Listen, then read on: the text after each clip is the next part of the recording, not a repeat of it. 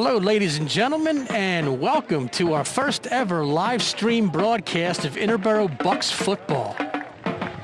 We're here at the South Avenue Sports Complex for a Saturday afternoon contest between your Interboro Buccaneers and the Chester Clippers, a Del Val League rival. Now, not all the games this year will be against traditional Del Val League opponents, as some schools did play football in the fall, but the Bucs did not. The Del Val League didn't have fall sports, so we will have a limited schedule this year of 6 regular season games. And then it'll remain to be seen what they decide to do after that. We're trying to consolidate all the different sports into 3 quick seasons of about 6 or 8 weeks left. So the winter sports season just ended with wrestling state championships taking place this weekend. Congratulations, by the way, to Interboro's Nate Shippey and Dom DiAugustino for making it all the way to the state tournament this year. They competed well over the weekend. And then fall sports are beginning today with this Bucs football contest. And again, we're watching live on YouTube. I'm Bill Soroka. I'll be calling all the action this year, as I have been for many years, from high atop the South Avenue Sports Complex.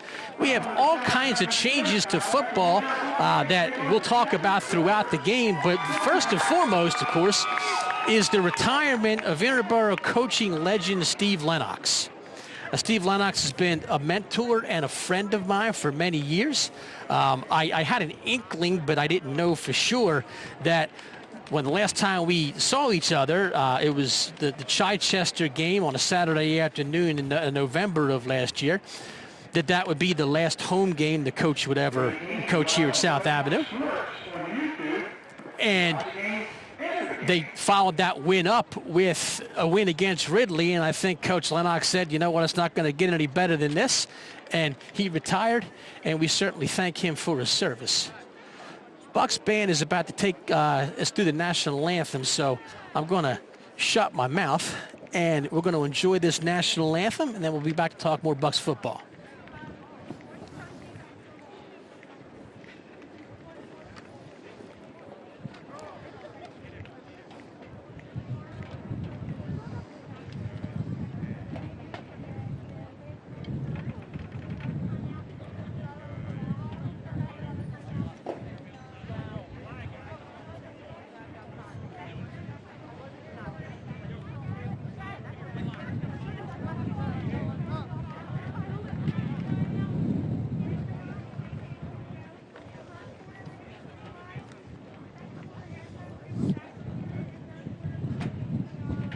Live TV, folks, I apologize. We're going to crank it up just a second with the Bucs band.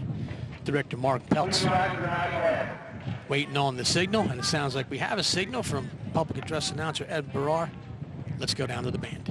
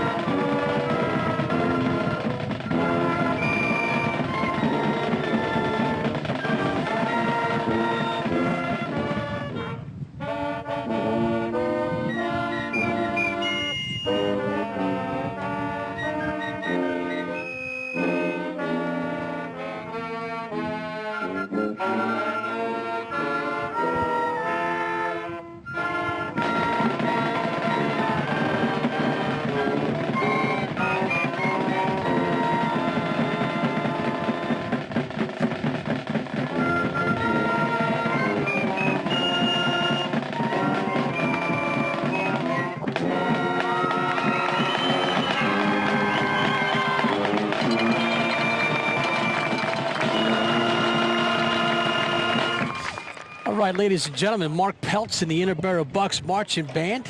One of the common themes that we're going to talk about throughout this evening is how different everything is. Obviously, we would have had no way of foreseeing when we left one another on Thanksgiving of last year that our whole world was going to be changed by COVID-19. It's not just high school sports or pro sports or anything. It was everything that was changed. We left the students almost 1 year ago today and didn't return for the rest of the 19-20 school year. We came back, and I'm proud to say that Interboro has been one of the few districts around that has been in session all year long. We've had a couple of spots where we had to go virtual, but overall, we've had children in the building, and they've been learning, and the teachers have adapted as best they can. And finally, here on March 13th, we're about to start the Bucs football season. Jordan Howe kicking off, and Chester High receives at the 35-yard line. They got a lane up the middle, past midfield down to the 43, in great field position for the Chester Clippers. Ball was on the ground, though, and it looks like the Bucs have recovered. So a good return. They're going to conference at around the 40-yard line. Anton Sterling, and they said that he was down by contact, so the Chester Clippers are going to take over. But good field position at the 43 as head coach Dennis Lux taking over for Steve Lennox after a long run as Bucs football coach. Started in 1993 and ended last year in 2020. So the Dennis Lux era took a long time to come to fruition, but it is here. Isaiah Freeman will be calling the signals for the Chester Clippers. He's number 2. He's in the shotgun formation, and we have a flag on the play. You figure you're probably going to see a lot of this with teams just really getting back to practice on March 1st. I mean, I'm sure there's been some, off-the-cuff type workouts, but really no organized team activities in a lot of places until March 1st. And, football camp is usually a lot longer than 2 weeks. So the coaching staffs of both teams, have really had their work cut out for them. LaDonte Bell, the head coach of the Chester Clippers, certainly not wanting to see a flag on before the first play. But Freeman, he'll hand off. Number 21, Cortez Bowen, he's stacked up right around the line of scrimmage. Bucs adorned in their new uniforms, all black. And the helmets are amazing. We have shiny black helmets, but they have a sticker on them. They look like the Tampa Bay Buccaneers logo, but in black. They're really, really sharp. So it'll be second down and 15 from the 48-yard line. Forbes with the stick there. You'll see Forbes a lot on offense as well at the fullback position. Freeman remains in the shotgun.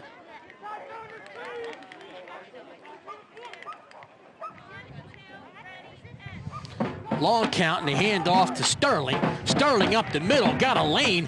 Gets about 13 on the play, down to the 35. Be third and short. We're just a minute in. Thanks for checking us out live on Go Bucs Sports on YouTube. First ever live stream broadcast from here at South Avenue Sports Complex. I'm Bill Soroka calling the action. You can check this game out as many times as you want. It'll be on YouTube forever and ever. And we have a flag on the play. And that'll go against Chester as well. So a 3rd and 2 will be knocked back to a 3rd and 7, which will obviously make it a taller task for the Clippers.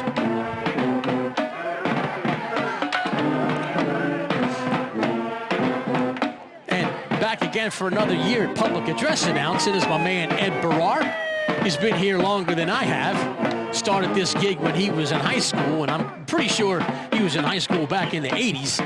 But he's been calling Bucs games on the PA as a volunteer ever since then, and it's always good. It's refreshing to see him. It's just so weird that usually the first game is late summer and we're in here in shorts and t-shirts. Not the case this year. It's a little cold still as we're waiting for spring to start. High snap goes to Sterling. Sterling still on his feet, but brought down by a litany of Bucs. Flag on the play. Paul Finley, I think he'll get credit for the tackle. I thought I saw a flag there. Yeah, they're going to call a personal foul on the Bucs. Dennis Lux obviously wants to know what the call was. It's going to be a first down.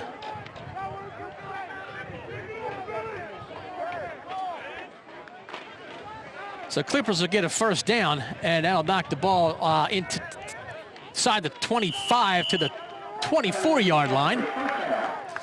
So Freeman and the troops, they'll be at it on another series of downs. Kai Bogarty is the running back, joining him in the backfield. Bogarty looks to block. Freeman steps up in the pocket, fires. He's got a man. It's number 8, Saheem Brown. Brown will be inside the 15 at about the 11. Chester moving the ball nicely thanks to that penalty. Looks like we have a player down as well. Number of Bucs trainers out there. Head coach Dennis Lux joined on the staff by Zach McManaman, a former Bucs lineman. Bill Margetish, great tight end for the Bucs. His brother Brian Margetish, who is also a very good Bucs lineman. Chris Long, who was a running back for the Bucs, as well as Sean Wasson, who was, I believe it was back in 2005. He was Southeastern Pennsylvania Inquirer Player of the Year, linebacker and running back for the Bucs. So sort of a who's who of great Bucs football players from the early 2000s joining Dennis Lux on this staff. So they're going to call it first and goal. We're at the 10. Freeman again, a high snap. It goes to Bogarty.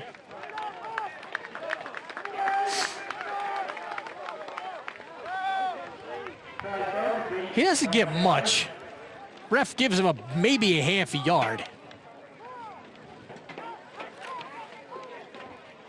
Bucs across the front, we have Nick McMillan, Mike Coughlin, they're your defensive tackles. Your defensive ends are Matt Gallinall and Jeremiah Butts. You'll see a lot of these players on offense as well.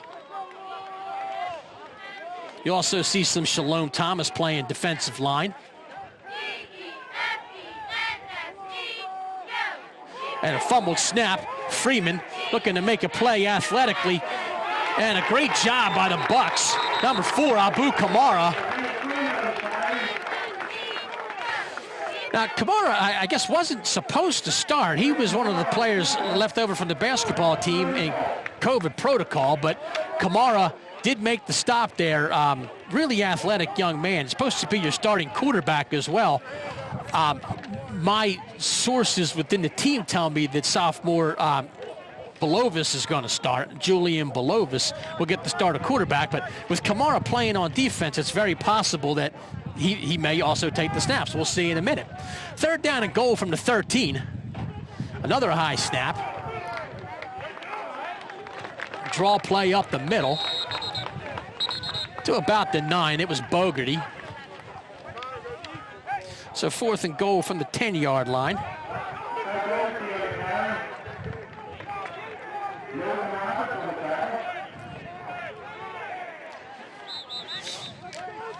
So Chester's going to call a timeout and talk about it.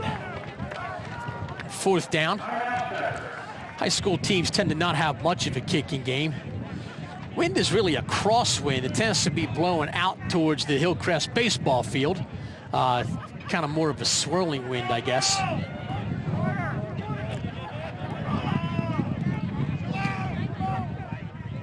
But you're going to have to expect the unexpected with March football. As I was saying before the series began, we're accustomed to beginning our football season, having not seen a lot of the Bucs family, that being the parents and the supporters and the boosters and the people you work with and the band and everybody, for the duration of summer break. And then you come back here for the first game and everybody's all tanned up and refreshed from the summer. And it's interesting now because, here we are 2/3 to almost 3/4 of the way through the school year. We're talking about spring break in 2.5 weeks and football's just starting. It was a relatively nice week weather-wise, but that's taken a turn for the worse today. It is sunny out, but it's cold. It's in the 40s, high 40s, low 50s. It's a pretty good win, especially up here atop the South Avenue complex. It's 4th down. Freeman rolls out. He's being chased. He's got a man, but he's going to be stopped inside the 5, and the Bucs will take over on downs. So a good defensive stand by the Bucs. Forbes was in on the play, and the Bucs will take over, and it is going to be Belovis out there. Julian Belovis, a sophomore, getting his first start. Not necessarily the way it was drawn up, I think, by Coach Lux. But again, with Kamara being in protocol, Belovis and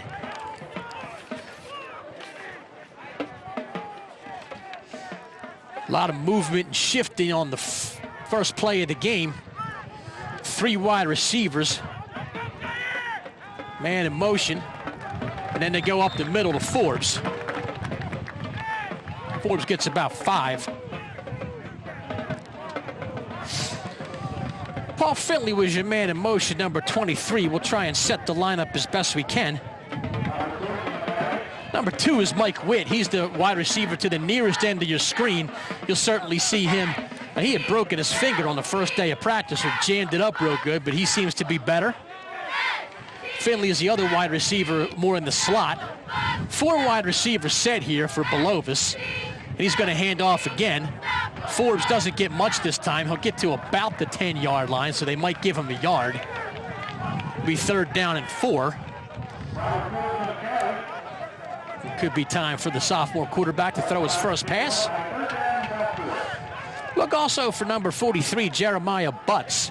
He's, if you remember, the man that made that nice catch against Ridley that went for about 30 yards. It really set up that go-ahead score.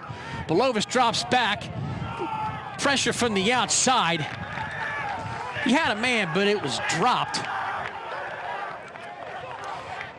Pass intended for number 8, Patrick Awu. It's a decent throw, but it was dropped.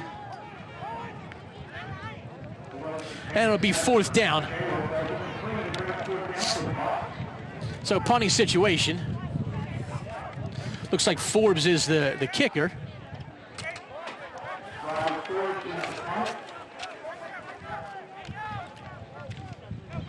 Back deep for Chester, right at midfield is Cortez Bowens, number 21. At least that's what I think I see.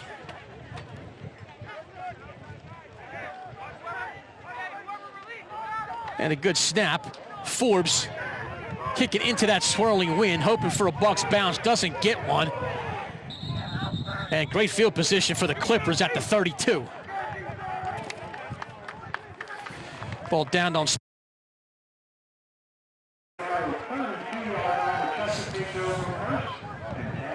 So a quick 3 and out for the Bucs on the first offensive drive of the year.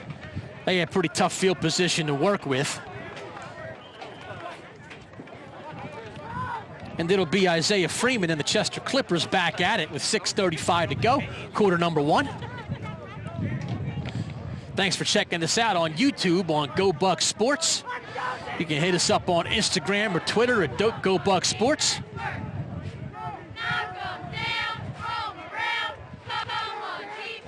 High snap over the head of Freeman. Bowens at the 48.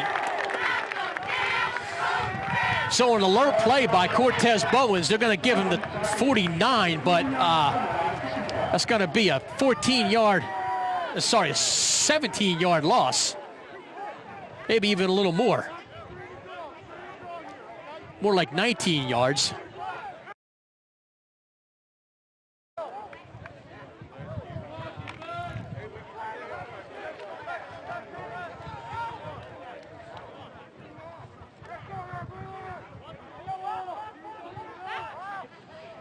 Chester attempting to get set.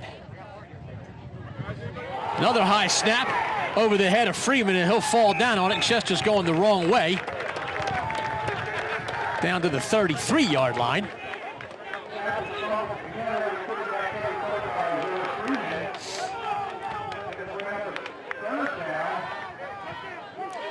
So it'll be 3rd and 35.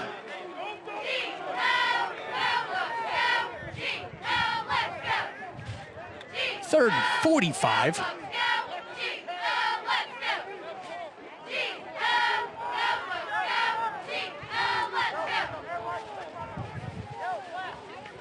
And I don't know how many plays in the playbook the Chester coaches have for this situation, 3rd and 35.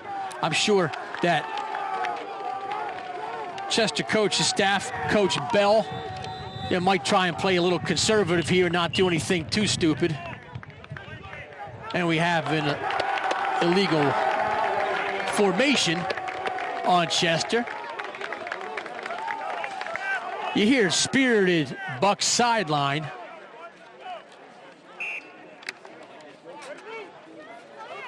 So 3rd and 50.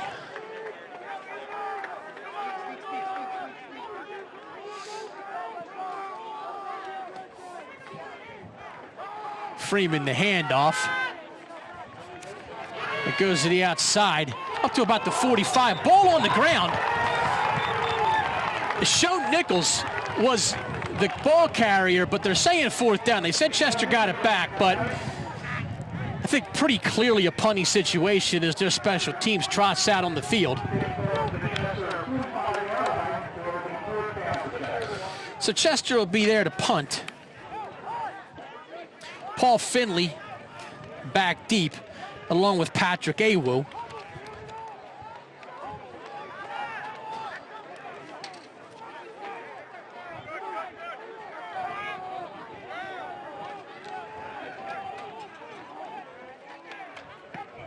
And decent pressure, but an even better punt. It's going to be Finley at the 16.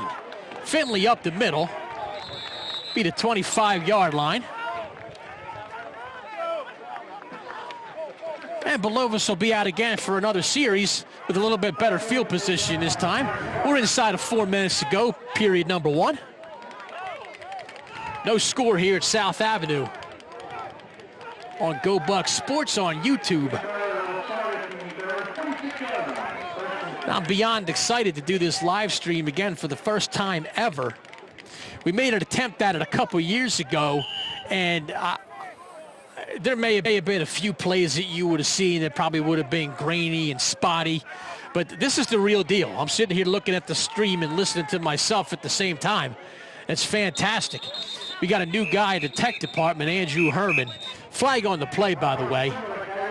Forbes with the carry, but there's going to be a hold, so the Bucs are going to be driven back 10 yards.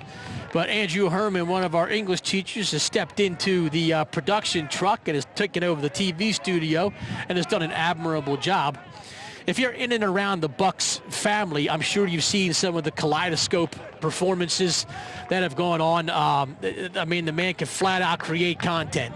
I wouldn't be surprised if at some point he became a YouTuber or something, because he's got the goods. One of my boys from the history department, Mike Lafferty, is a frequent special guest. Wouldn't be surprised, again, if those two took off. They're fantastic. 2nd down and 20. The 1st down and 20. Hand off again to Forbes. He gets 1 or 2. Chester so far has really been equal to the task. A lot of pretty vanilla runs up the middle. And sometimes you see this again. New coaches, staff probably just want to make sure that the team can execute the plays that they know.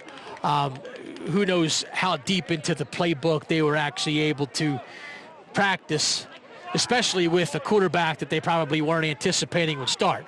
He is going to throw, though, and he's got a man. That separation closed. He was looking for Butts. Problem that Belovis had there is on the outside, you had number 11, Kylie Scott Harper, for the Chester Clippers, who's gotten around the right tackle a couple of times and have been able to apply pressure on Belovis. Bucs O-line across the front. We'll set those fellas in just a second.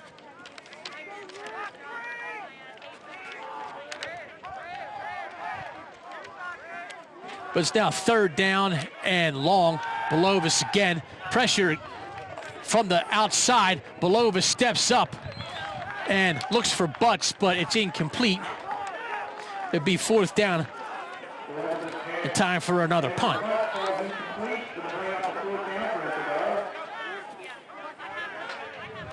The Bucs offensive line at the center position, we got Rocco Barone.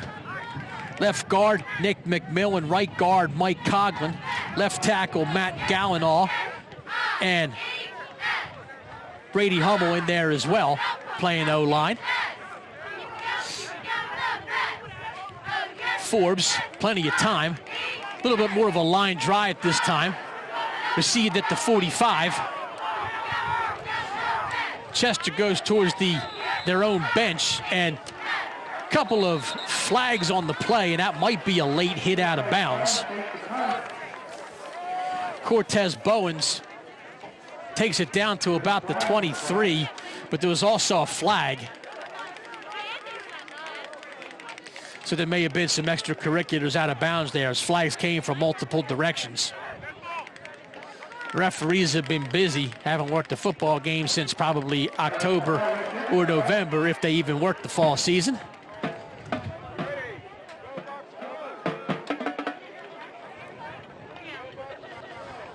So the two teams had traded punts a couple of times. Chester took the opening kickoff down all the way to the 4-yard line when they turned it over on downs. Bucs 3 and out. Chester, real rocky drive with a couple of snaps over the head. They punted it away, and then the Bucs another quick drive. But Chester with outstanding field position.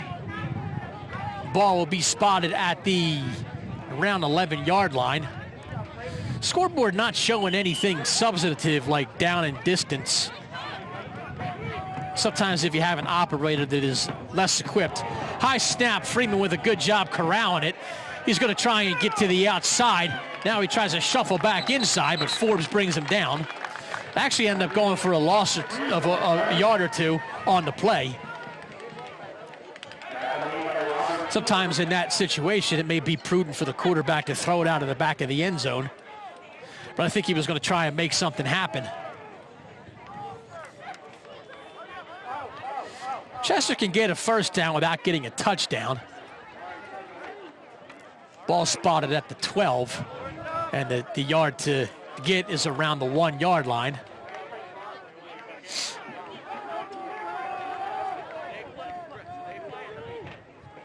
Good snap this time. Pressure coming, but Freeman again able to elude that, and he'll run out to around the 11-yard line, so he might get a yard or two on the play.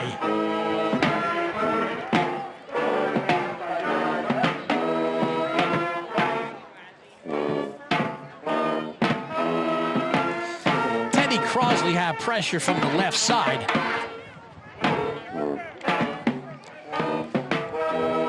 They may have given him a yard on that play, so let's call it 3rd down and 10.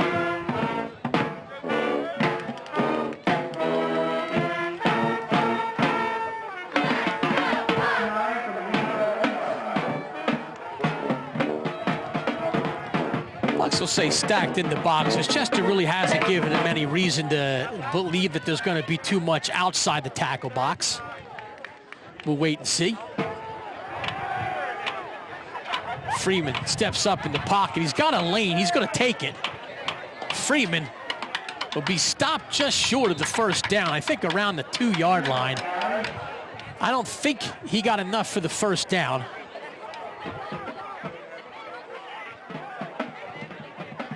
They are calling it a first down.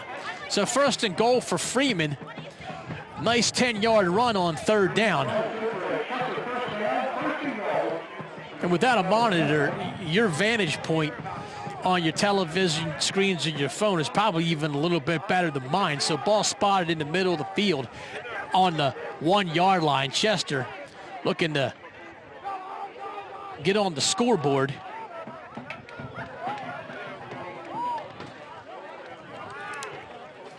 In the backfield, it's Sterling. He's the lone running back. And a high snap, fumbled. And they'll lose about 6 yards on the play, so they go from a 1st and goal at the 1 to a 1st and goal on the 6. All kinds of trouble in this game with the high snaps. And,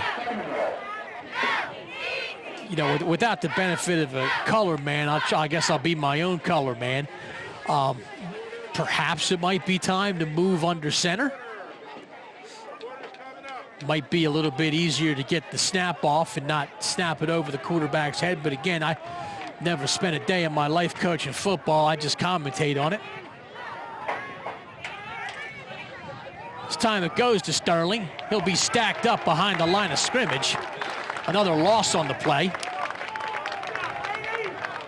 Big stick there led by Brady Hummel.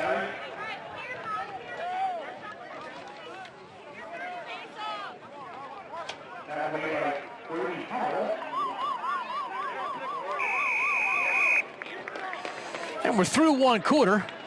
No score. But we're playing football. And that's the most important thing.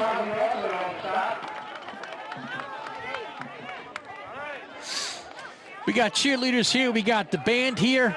We got the football team here. We have selected fans. Each member of the cheer team and the band and the football team were able to bring a couple of family members. Very limited, not too many people from the outside. Some folks may have been able to secure a ticket from a football player or a band member or a cheerleader, but really very limited in terms of the crowd here. Mask mandates are in effect, unless you're calling the game. But everybody here following protocol, which is good to see.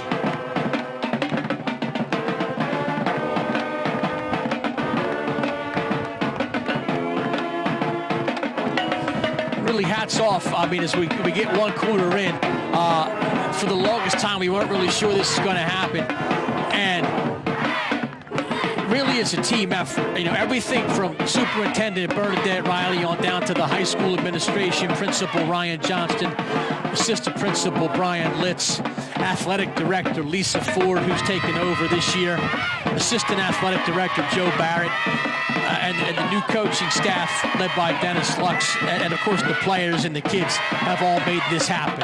We're playing football. We're ready to start quarter number 2. It's third down, and Freeman, he rolls out. He's got a man in the back of the end zone, and it's dropped. And that would have been 6. In and out of the hands of Darren Miller.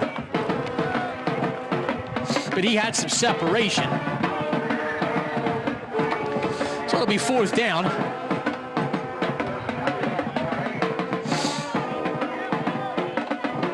And we said there'd be quite a few penalties. Now we'll see. Lux is going to decline that penalty, which I think is wise. Fourth down. And they're going to roll the dice and see if Chester's able to get that 7 or 8 yards on fourth down. Ball spotted in the middle of that newly sodded field. You can see the green grass a little bit more. At least I imagine it was newly sodded. Maybe it was just protected a little bit better. And we have a delay here. I'm not sure if there's another flag or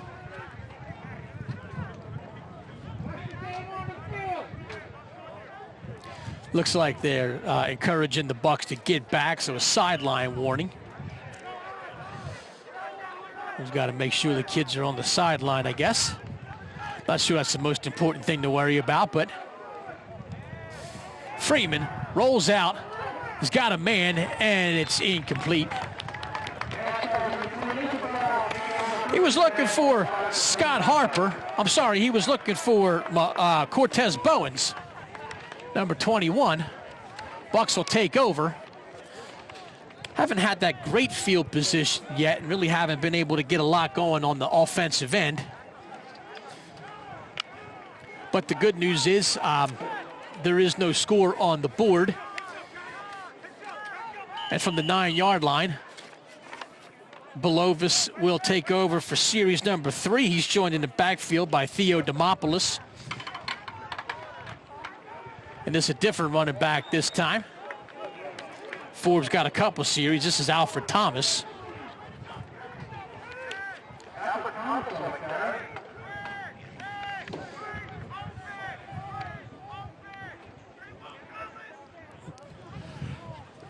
Little personnel change. Awu checks in at that slot receiver spot on the near end of your screen. running 4 wide. This time Awu will go in motion, and the handoff to him is fumbled. I don't know if Awu knew he was getting the ball or not. Belovis does a good job, I think, falling on top of it. They're saying 3rd down. Chester thinks they got it, but Belovis was clearly down by contact with a couple guys on top of him before the Chester player grabbed the ball. Correct call by the officials. Although another quick 3rd and long. We'll see if the Bucs decide to test the big right arm of Belovis, the sophomore. 3 wide receivers to the far end. Awu coming back in motion. Belovis with a little bit of time floats one up and overshoots Awu. Awu had a little bit of separation, but the pass was too strong. So it'll be another 4th down. The Bucs will punt out of their own end zone.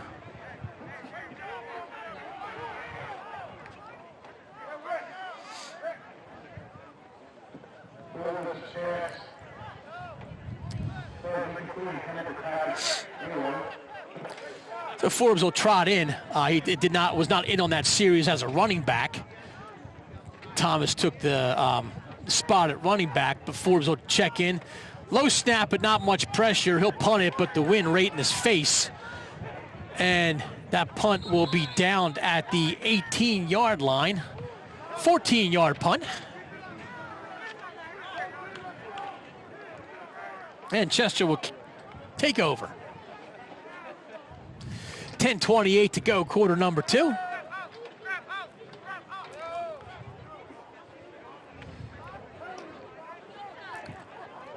And in a little bit around halftime, we'll check the Twitterverse and see if there's any other game action taking place from around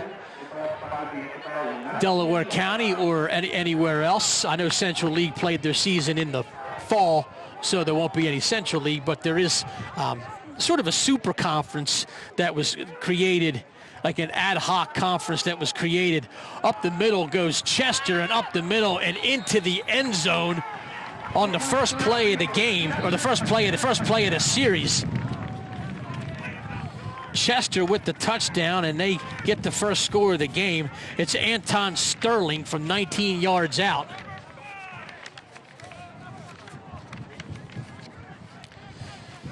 And with 10:21 to go, the Chester Clippers take a 6-0 lead.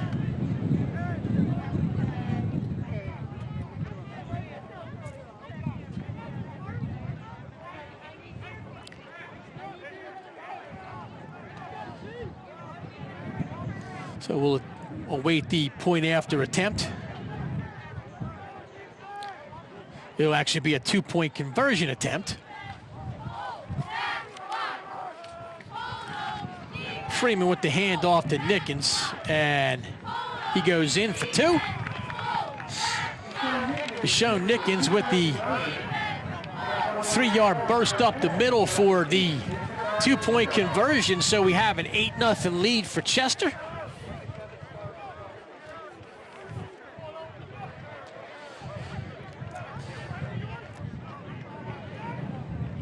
And the Bucs, who really, have played well on the defensive end, that was the first big play, of more than 15 yards that they've given up. They've given up a couple of 9 or 10-yard plays in the first quarter, but that was the first real game-breaking, game-changing type of play. Chester had been bottled up pretty well. They had certainly made their own mistakes with penalties and with bad snaps. But they are up 8-0. They'll kick the ball off at the 40-yard line. Back deep is Awu.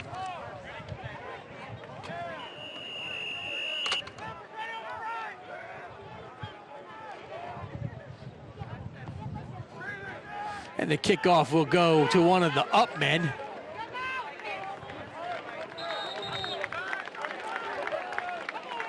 That's Logan Sanders. And they'll spot it at the 43-yard line. So this is really the best field position that the Bucs have had since the game started. This is their 4th drive already and have not really been able to muster up much of anything on the offensive side.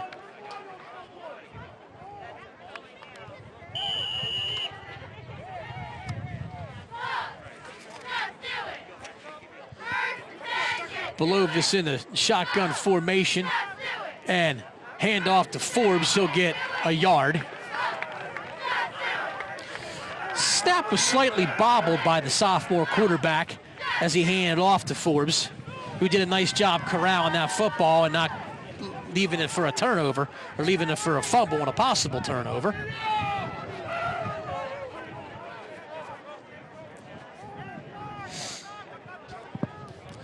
So 2nd down and 9.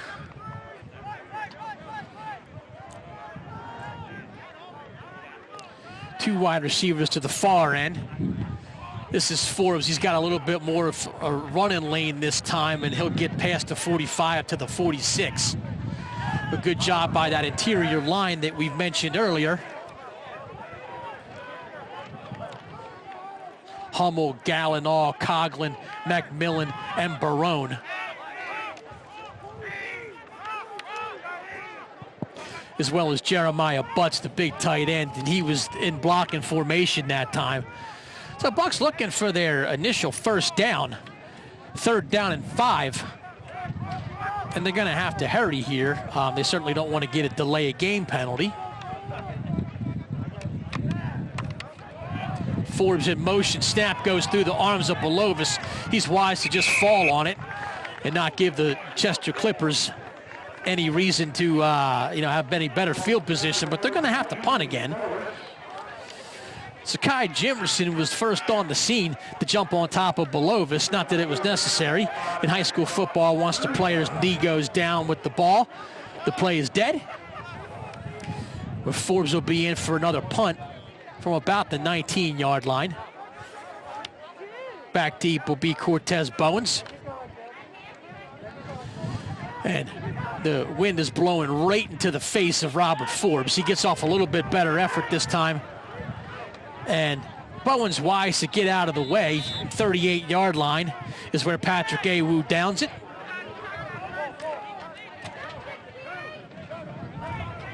And with 8:08 to go, Chester takes over again. And, Bucs offense just hasn't been able to get it done. But the defense has held pretty steady, save that one play on the last drive, which is why we are where we are. 8-0 in favor of the Clippers.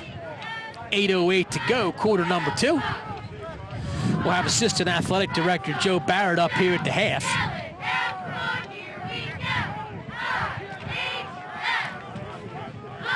We'll be chatting about Bucs football and anything else he wants to talk about.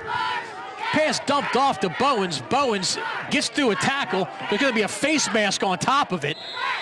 He'll be out of bounds at the 32-yard line, but you could probably tack on 15 more because the referee was all over that face mask. Oh, no, they're not going to call it. It's going to be a block.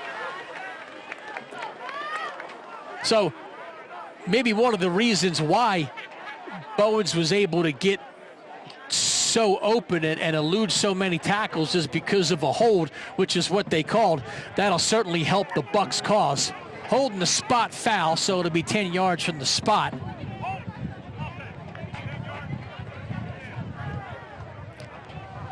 We'll see where they spot it. The hold may have taken place a little bit downfield. They'll march it off from about the 40, so I imagine it'll be spotted at the 30. It'll be 1st and 19.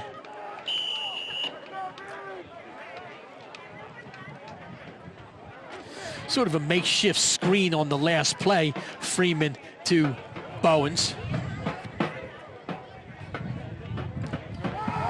This time a handoff to Sterling. He doesn't get much. Two defensive tackles in on that play.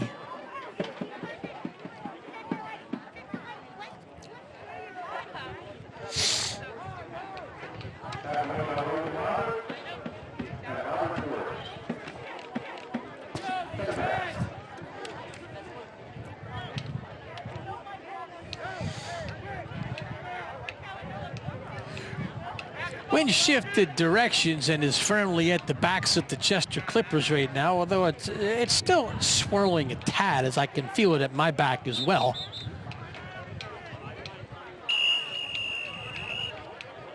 And a timeout called by Chester with 7:12 to go, quarter number 2.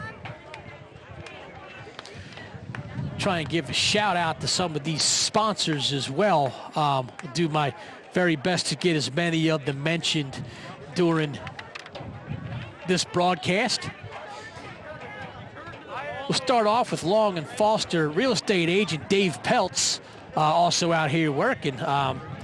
If you need a home in the area, definitely give Dave Peltz a shout. He's one of the best real estate agents in the area. Honest and forthright guy. You definitely want to check him out. Griffith Funeral Chapel checking in as a sponsor this year, as well as a longtime sponsor, Davis's Trading Post, a staple of the Interboro community.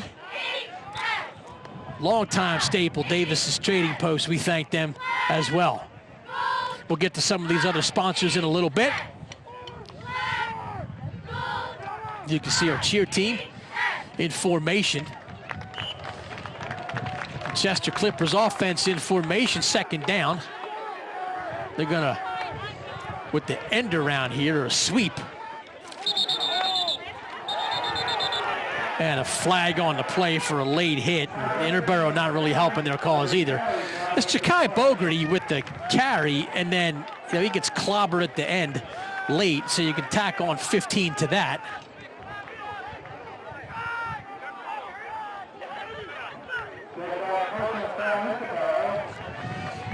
In a tight game like this, where the offense hasn't been able to get a lot of yardage, let's say, or any positive plays, or even a first down, it's important to make sure you don't make any silly mistakes on the defensive side either. 39-yard line. Be first down.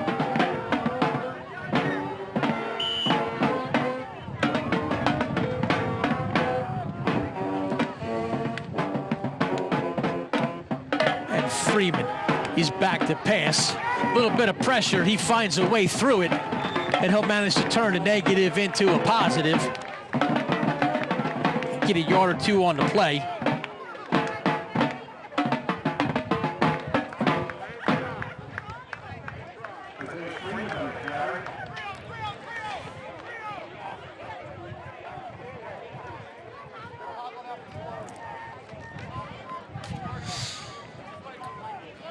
The 35 and a half, we'll say, is the line of scrimmage for second down and 6.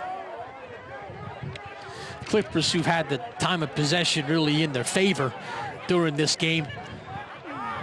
Bucs all over the place trying to get situated on defense. Sterling works his way towards the first down.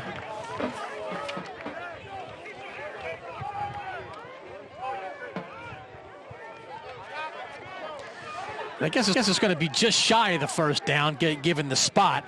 They're not even going to call the measurement out. It'll be third and about a half a yard. Coughlin jumps in. Shalom Thomas is out. He'll try and plug up the middle. Again, the Bucs trying to match up on defense. Anticipating the run. Sterling's able to find his way through, and now he's going to get himself some open space down to the 10-yard line. And one of the risks that you run when you have so many people up on the line of scrimmage is if they can break through that first line, it's off to the races. And really only Abu Kamara was able to cut him off and drive him out of bounds. They'll call it like the 10.5 or 11-yard line. So once again, I think it'll be just shy of being called first and goal. The Chester moving the ball nicely. They seem to have gotten their footing on offense.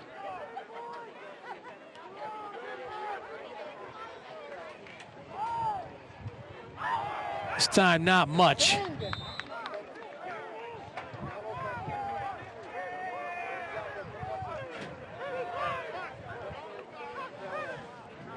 Able to get to about the 6-yard line.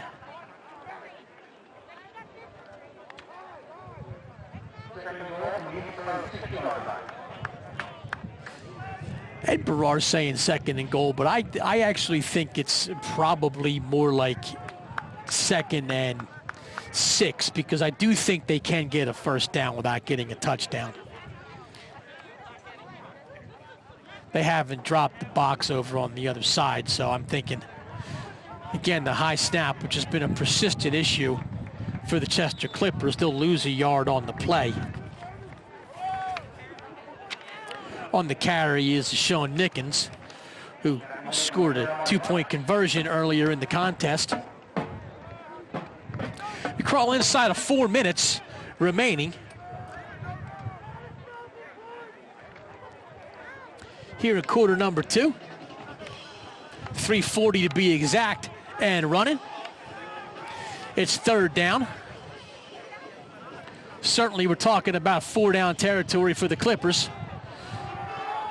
Freeman rolls and then slips. Flag on the play. So this could very well be a hold on Chester.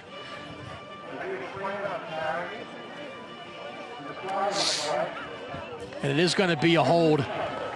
And wait and see what Coach Lux decides to do with it. He very well may decline the penalty and bring up 4th down. So 12-yard line will be the spot. 4th down for the Clippers. Bucs looking to regain possession of the football and hopefully make something happen on offense.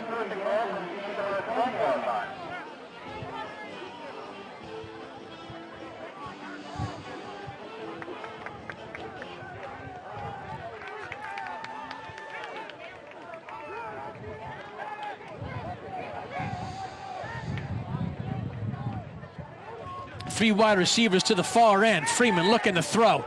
He's got pressure from Bucs. He's able to elude for the time being, and he throws it out of bounds. And that's going to be an intentional grounding call because he was outside the tackle box for sure, but the ball didn't go back to the line of scrimmage. And Freeman really was just trying to, avoid a sack. And that'll definitely help. It'll be a loss of down, and they'll get yards on the play, and the Bucs will take over on downs. And Freeman had the room to really just, rear back and fire it out of the back of the end zone. All he had to do was get it back to the line of scrimmage, but perhaps not wanting to take a chance that the ball would get intercepted. But on 4th down, I guess it mattered a little bit less. So Bucs will take good field position. Really a mistake that's going to cost Chester quite a few yards here. They would have had the Bucs buried back at the 12. And it looks like it's going to be around the 28-yard line. I'm sorry, 34-yard line.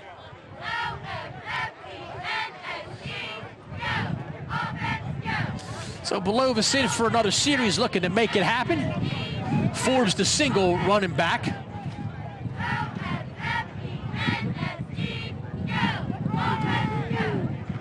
And Rob Forbes goes ahead to about the 36.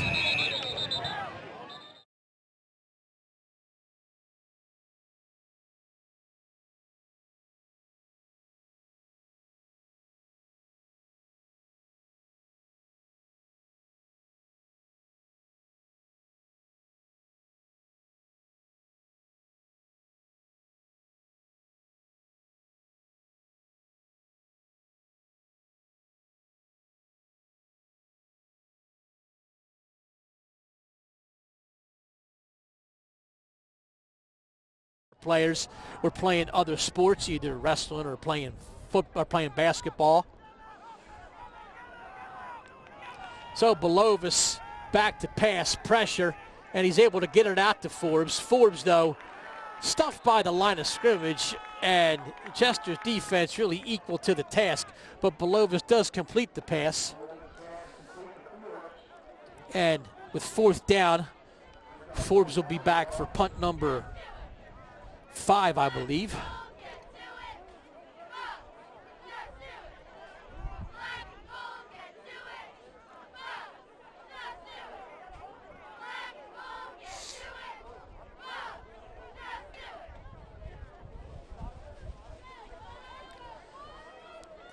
Waiting on instructions. They're not in punt formation yet. And I'm interested to see. So, but I guess they wanted the time to go down and to give Chester less time. So they'll call timeout. They'll come over and talk about it. They'll punt it away on 4th down is my guess, and try and leave Chester with as little time as possible to make it happen. Neither team has really showed a propensity to have much of a hurry-up offense. So I guess if they can drive the ball downfield, maybe Forbes can cut one through the wind here and get a good roll, as really nobody's been able to boom one away with the way that the winds have been. And if you look at the flag over there by Hillcrest Avenue, it's blowing right in the face of where Robert Forbes is going to punt it away. And they haven't really been able to rip a good one off yet.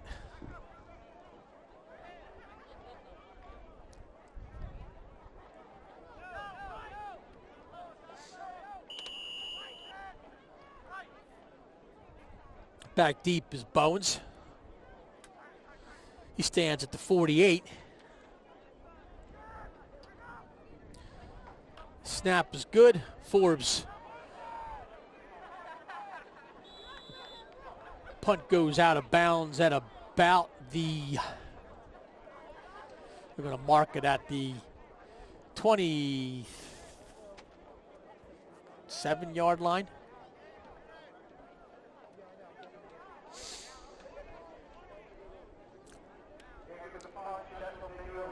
We'll give it to him at the 25. Probably not the result they were looking for in terms of driving the ball downfield.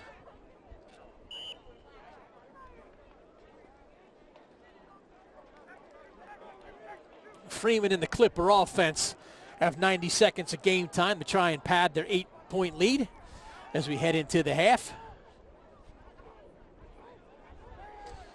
Freeman will roll out and look to pass. That should be a hold, missed by the referee. Bucs got horse-collared. Freeman runs out of bounds. He'll get like 3. Play takes 8 seconds. They'll give him 4, and we'll spot it at the 21-yard line. So 2nd down, 6 yards to go.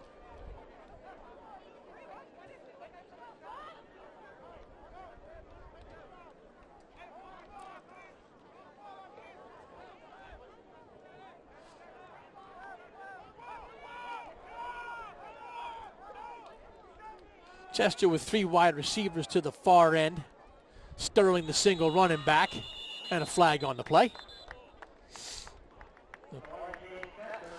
And Chester coaches were really imploring the Clippers to get up to the line of scrimmage because they were running out of time and delay a game penalty, so that'll cost them 5 yards. And that's really the 4 that Freeman had earned on the last play plus 1, so it'll be 2nd down and 11.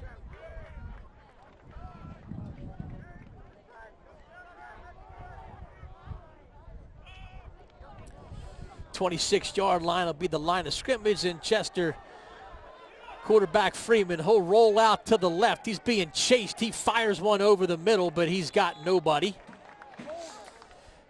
Once again, looking for Bowens, who's been his go-to guy, but pass was really out of his reach. Nothing Bowens could have done, as Freeman was trying to run left and throw across his body, which is hard for even a pro quarterback to do.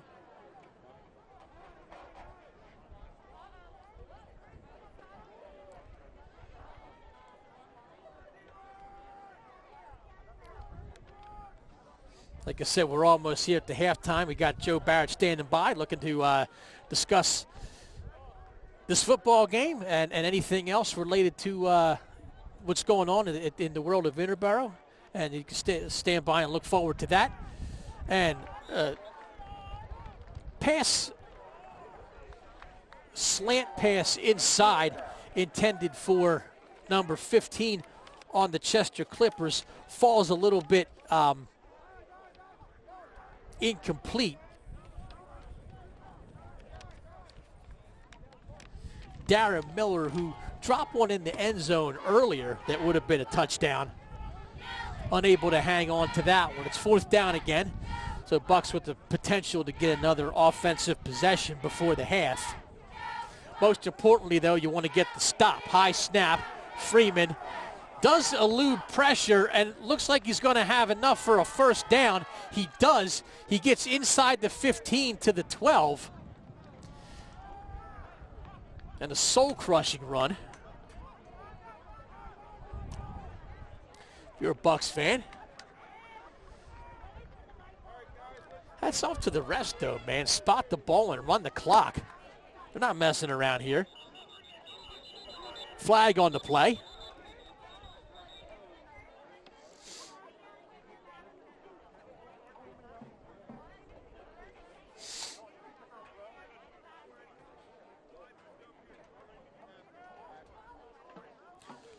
So false start by Chester. The game had started right at 4 o'clock. I'm giving myself a time check. It's almost 5 o'clock now, Eastern Standard Time.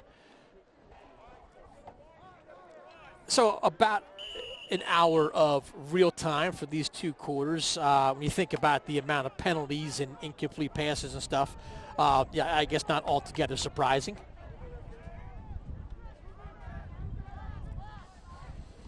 First down and 15. Freeman, it's intercepted. Intercepted by the Bucs. Dead ball at the 15-yard line, and a great job by Brady Hummel, who stepped in front of that one. And we have our first turnover for the Bucs. And maybe that'll give the Bucs a little bit of a spark. They only had 30.2 seconds left. But the most important thing is it does keep the Chester Clippers out of the end zone, and it keeps this a one-score game.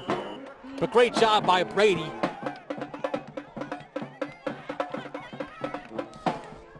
And nothing fires up the drum line quite like an interception.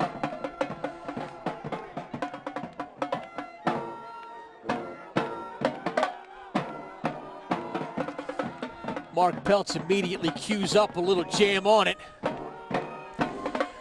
And they're going to run the clock out, it looks like. Forbes. And I assume nobody's going to call a timeout here, and we're just going to hit the reset button. Bucs are running off the field. So that will do it for first half of play. Chester Clippers up 8-0 on your Bucs. But we have one more half to play, and we're watching football, and it's live, so stay tuned. We'll have a little bit of a convo with Assistant Athletic Director Joe Barrett, and we'll be back for the second half. Grab yourself a snack, grab yourself a soda. Hopefully, if you're watching at home, you're nice and comfortable, and we'll have the second half for you in a bit, but like I said, we'll have a little bit of halftime festivities as well.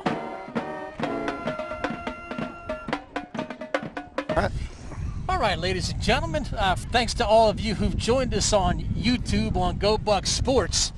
We've given this live thing a try for the first time ever. So if it seems a little bit awkward at times, or if it seems a little choppy at times, or maybe even some blips here and there, forgive us. We're working out the kinks. But the good news is I'm here with Assistant Athletic Director Joe Barrett. We're here again, to celebrate our first live broadcast and our first football game of the season. And it's amazing. I mean, given where we were in the beginning of the year, did you think we were going to be here in March? I really didn't. It's just so awesome to be back at South Ave, have the players here, the new coaching staff, to have limited fans. Most of them are obviously family members of all the players in the cheer team and as well as the band. But here we are, and we're playing. This is the official kickoff, legitimately, or kickoff to the fall season that is beginning here in March. And on one hand, I mean, I'm super happy to be here. Like, I woke up and I had that same feeling I do on Friday nights in the fall. Like, when we're sitting at school and I'm like, all right, game night tonight, let's go. And I was excited when I woke up this morning. On the other hand, usually with about 2.5 minutes to go before the third quarter, I got a hot dog in each hand, an ice cold Coca-Cola, a pretzel in my back pocket, trying to get through the second half, figuring out where I'm going to go for dinner. We don't have a lot of that this year. A lot of the pomp and circumstance that comes with it. We were just joking a minute ago about how the 50-50's, going to be. I wouldn't even want to win the 50-50 right now. It'd probably be about $20. But so we don't have all the same stuff that we have in normal. But I try and put a positive spin on everything. Yes. Here's my thought. It's going to be less of a wait until the next football season. Yep. We get a couple of games, but I guess I'm supposed to ask you a question. So, have we heard anything about how the wrestling team did over the Dom and Nate? Yes, for those of you that are following along with the wrestlers, we have Nate Shippey and Dom D'Agostino are currently in Hershey for state wrestling. As of right now, they are apparently Shippey is about to hit the mat. And we have, I'm not going to give unofficial results just yet. We're following along on Twitter. So as we find out, we will put it on at Go Bucs Sports. We are wishing those guys nothing but the best. We had like a miniature outside COVID-style pep rally for them yesterday. So hopefully it works. And these guys are juniors, Mr. Soroka. So that we're hoping that this success continues with them. They're both great kids. Obviously, they're great athletes. Most of the wrestling team will be back, right? Most of the wrestling team will be back. So even though this has been kind of a crazy year with the COVID, we're doing our best. We're trying to experiment new stuff like this with Mr. Herman, who's the best. If you haven't followed along with the new kaleidoscope, it's been phenomenal at the high school. So we're trying our best to give Interboro everything they could possibly everything they deserve, even in COVID times. And our spring season's going to start on April 8th as well. We're going to roll basically through this fall season right into the spring and then the end of the school year. So basically after spring break, we'll have spring sports. Yes. And we'll have a little baseball, a little lacrosse, some track and field, anything that you're looking for, and hopefully some better weather, meaning a little bit warmer weather. I guess this week was a bit of a tease. Yes. Because it's definitely colder today than it has been all week. But it feels like football. It does. So. It does feel like football. It feels like later in the season football, not first game in late August football. Yes. But all I keep thinking about is in August, in September, when I'm fingers crossed, man, full steam ahead with everything. Yes. Like kids back in the building all day, every day, lunchroom, study hall, all the things. Everything. Friday night football. Soccer games and concession stands. Homecoming, everything. The old men down there. Actually, somehow they got tickets. Yeah, they're here. Those guys are the one staple I think that remains. Here's the couple of old men that sit down here, Mr. Levancher and those guys. Yep, they love it. They're stalwarts, man. Yep. They never miss. So hats off to them. And hats off to all of you that are sticking with this broadcast right now. I guess we're about to get back to live football in a second. Yep, and like Mr. Soroka said, please be patient. This is brand new to us, so if there are some glitches, just bear with us. We're getting there. And I hope you can hear us okay through these masks. We're doing the best we can. Thanks to, President Donald John Trump and Joseph Robinette Biden, I am fully vaccinated as of this morning. So I'm pretty hyped about that. Thanks to my wife for making an appointment to Rite Aid, to the Moderna CEO and everybody else that got it done. I'm one less you got to worry about out there. I'm good, but I keep my mask on anyway because that's what they tell me to do. I guess we got a game going on, so I'm going to hop on that, and we jump over there and we do what I do. Interboro is going to get the ball back to start quarter number 3. And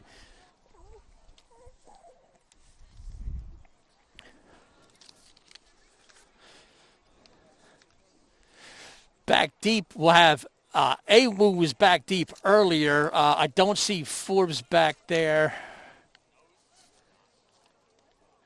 So we got Fasaro and Awu back deep.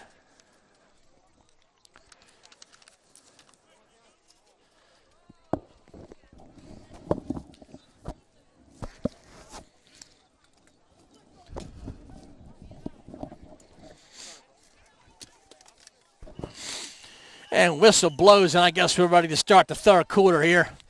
Bucs down 8-0, looking for the comeback. And they're going to run it towards the home bench with Isaiah Fasaro. Fasaro sees a lane in the middle when he gets up past the 30 to the 34.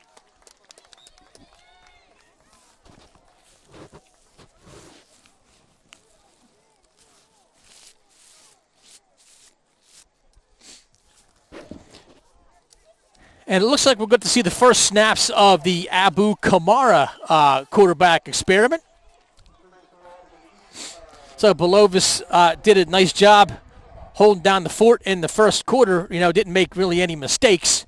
Forbes. So Kamara, the quarterback, he had missed some practice time due to COVID protocol. Thankfully, he's back and okay. So again, this protocol stuff isn't just for the professional sports ranks. They have it in high school and in college as well. And it's always better safe than sorry when you're dealing with health and when you're dealing with something as bad as the coronavirus has been. So make sure everybody's staying safe. Forbes again. And quickly it'll be 3rd down and 7.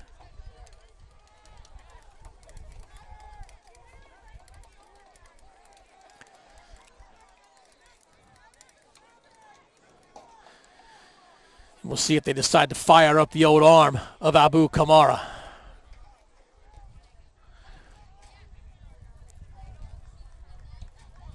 They're trying to draw him off sides, I guess.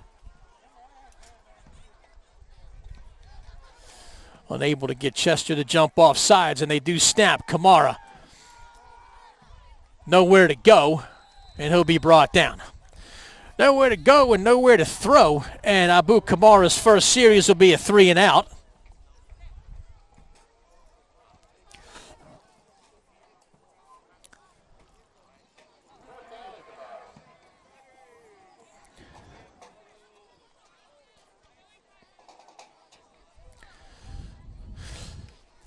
So forgive me if I sound like a broken record, but Interboro to punt.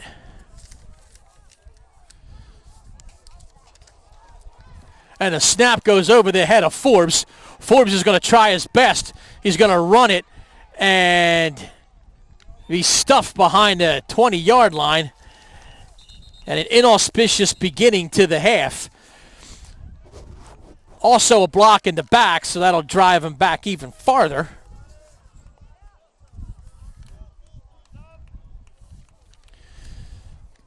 So anything that can go wrong has so far for the Interboro Bucs.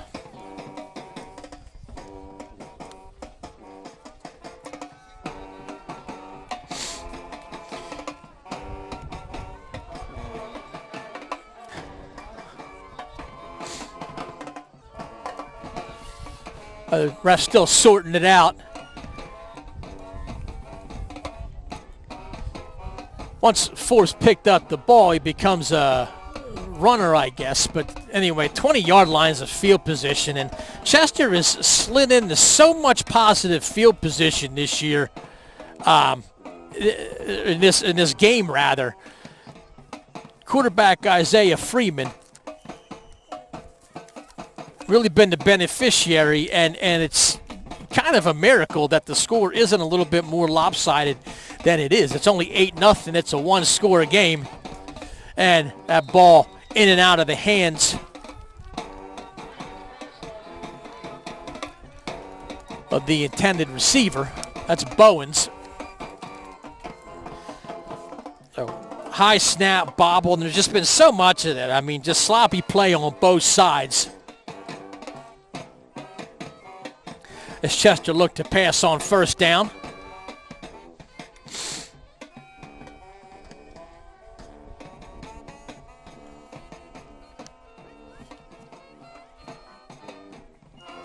And the Clippers definitely looking to take advantage of this great field position. I mean, you don't want to leave the Bucs in it too much. I mean, even though they haven't shown much on offense, you figure at some point they're going to, explode for something.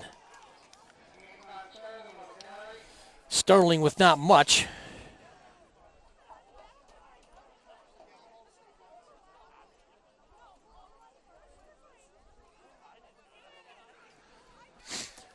So 3rd down and 9. And really, if you're part of the defensive staff here, whether you're on the field playing or whether you're coordinator, the big thing is to keep Freeman inside the tackles as best you can, because really their best chance of picking up this 1st down here is if Freeman's somehow able to get outside. He floats one up, and great athletic play by Abu Kamara. Fantastic athleticism with the pick at the goal line. Ball slightly underthrown by Freeman, but Abu Kamara read that great. He saw the ball into his hands and made a nice athletic play.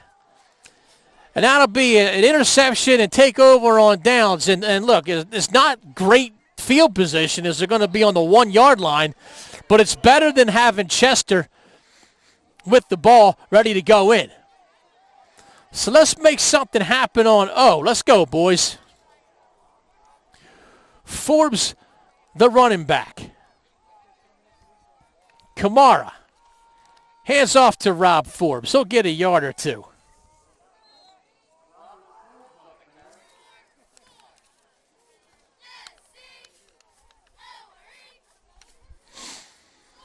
Had Demopoulos in there for a play at the fullback position. He'll trot off. They will check in.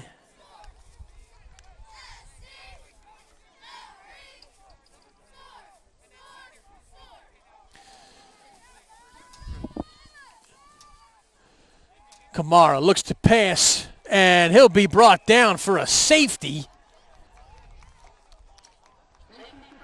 And one of the things that Abu will learn as he sort of grows into the quarterback position is to just get rid of that ball. He had people on his that maybe he wouldn't have been able to throw it to and complete a pass, but even if he would have heaved that ball out of bounds from where he was, I think the referee would have said that there would have been a receiver in the zone, and that's incumbent upon Kamara to get rid of that football. That's the second time, in limited action where he's held on to the ball and gotten tackled. And this time it's going to cost him 2 points. So it'll be 10-0 in favor of the Chester Clippers. And the concern there is with the Bucs' inability to move the ball. They don't want to fall behind 2 scores.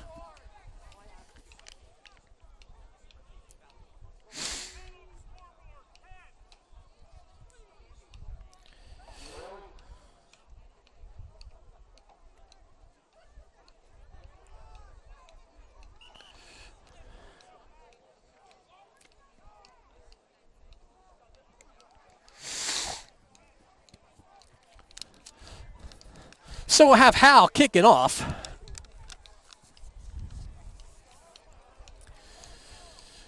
They'll kick from the 20. It'd be a free kick situation. I guess theoretically they could punt, but it's probably better with the wind, which has temporarily died down a little bit. But I think they probably would get a little bit more yardage if Jordan Howe kicks it off. Got 2 men back deep, and the ball blows off the tee as I say that the wind died down.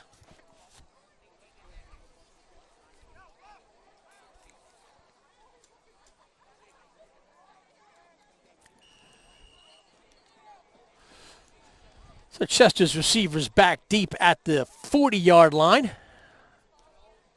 An end-over-end kick, and they'll let it drop, and Chester has to pick it up, and they'll get field position at the 49. So scoreboard says it's 17-0. It's actually 10-0, but we'll get the scoreboard situation worked out. Maybe that'll be for the second game. Then we get that running right. Perhaps we have a relief scoreboard operator to come in They're working on it.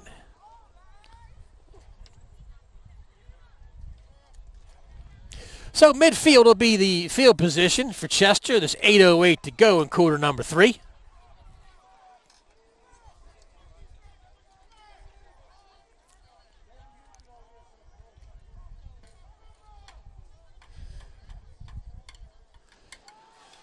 High snap, Sterling. All right.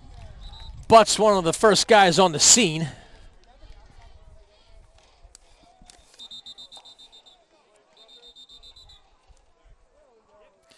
Matt Gallinall also with the tackle there.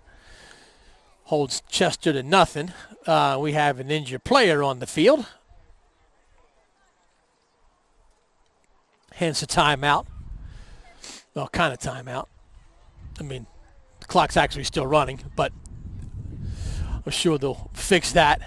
We're not quite at the running clock phase. They did stop the clock, but not before another 10 seconds or so ran off. Good to see Rob Forbes get up. He's been certainly one of the more prominent players on both sides of the football, but he's favoring that ankle considerably, and that's not a good sign. They'll get him over, I suppose, to a seated position and try their best to work on that. Let's see if Rob can get back in the game. But right now it's 2nd down and 10. 7:30 in counting. Freeman completes a pass outside, but they'll lose 2 yards on the play.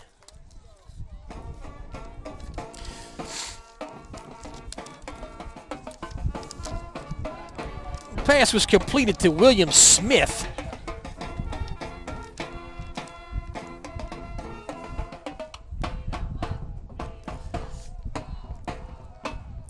Bill Kyle with the stop there. Nice job by Billy. So it'll be 3rd down and 12. Spotted on their own 48-yard line.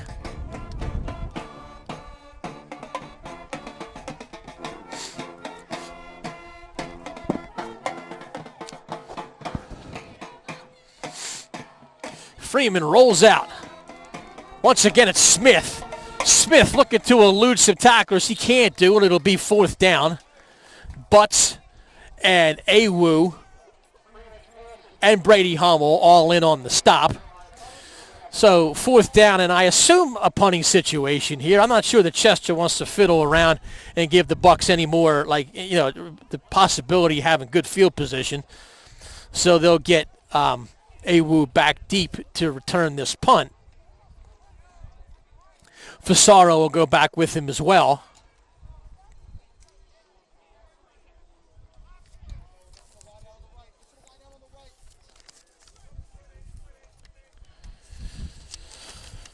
Kamar will check in on, and it looks like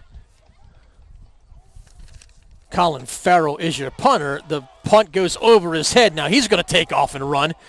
And this is a little scary, and he gets a 1st down out of this. And Chester will have another 1st down. He took a high snap and was able to elude some pressure and get out towards the Chester bench and really turned nothing into a 1st down. And just like that, Bucs defense will go right back out on the field, and Isaiah Freeman and the Chester offense will be on the field. So, nice play by punter Colin Farrell.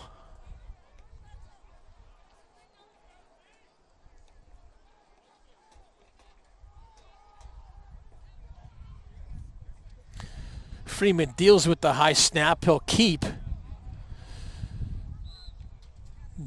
Get maybe a yard or so. They don't give him anything. So after all that, they gain 10 yards, and they do get the 1st down. And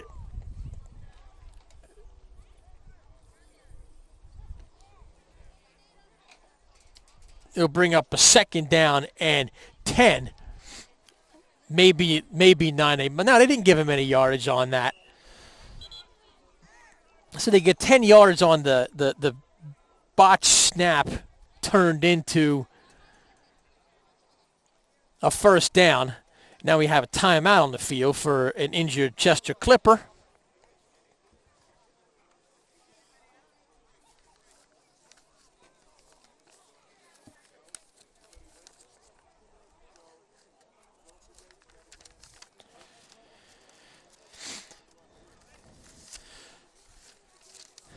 Kieran Staples, the injured Clipper, he'll walk off and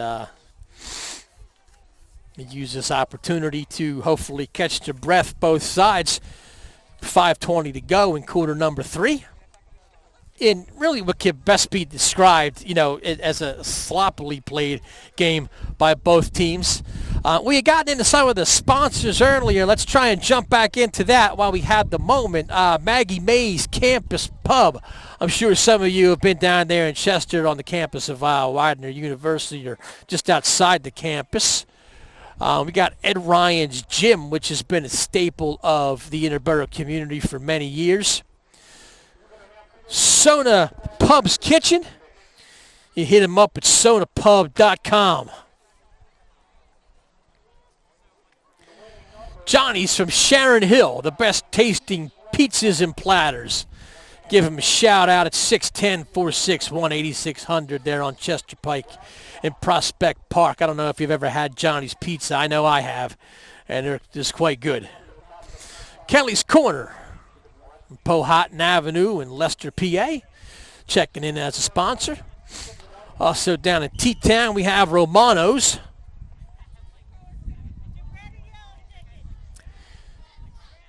Fine food they deliver all day at Romano's.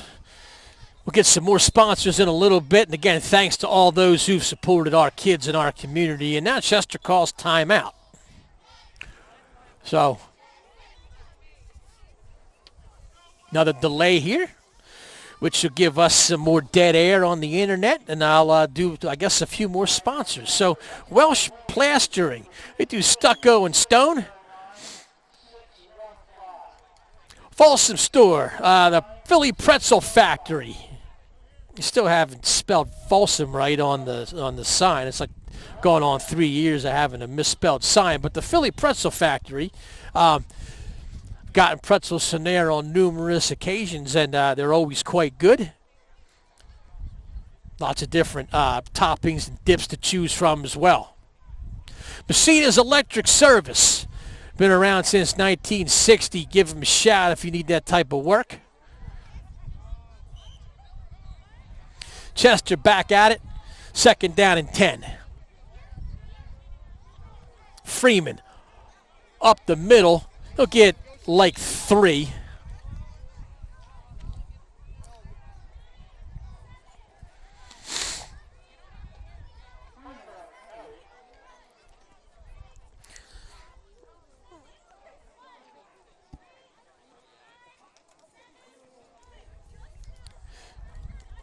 So the ball will be at the 37-yard line for 3rd down and 7. Chester with 2 receivers on the near end. Just the one running back in the backfield and the man in motion.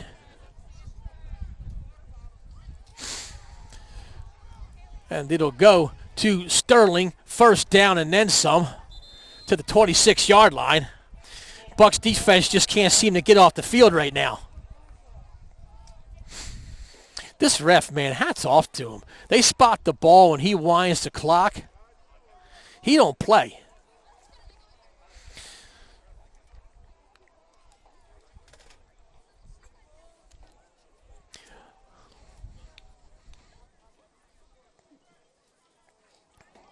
Under 4 in quarter number 3.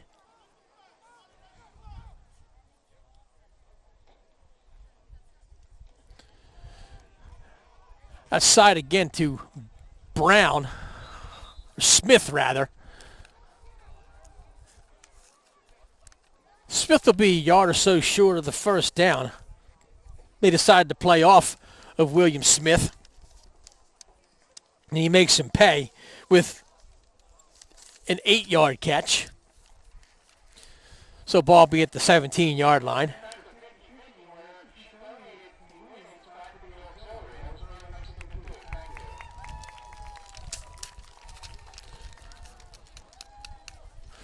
High snap, again corralled by Freeman. Freeman trying to turn nothing into something, and he'll get another 4 or 5 yards.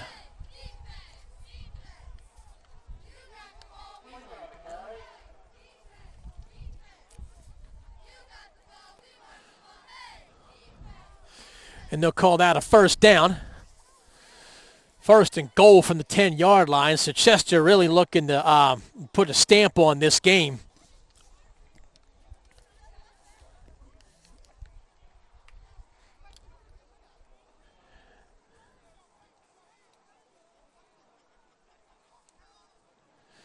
And I'm not so sure digging out of a 17-0 hole in one quarter is going to be something that's possible. So I think it's really, really important that the Bucs are able to make a stop here, as they've just been unable to do anything on the offensive end.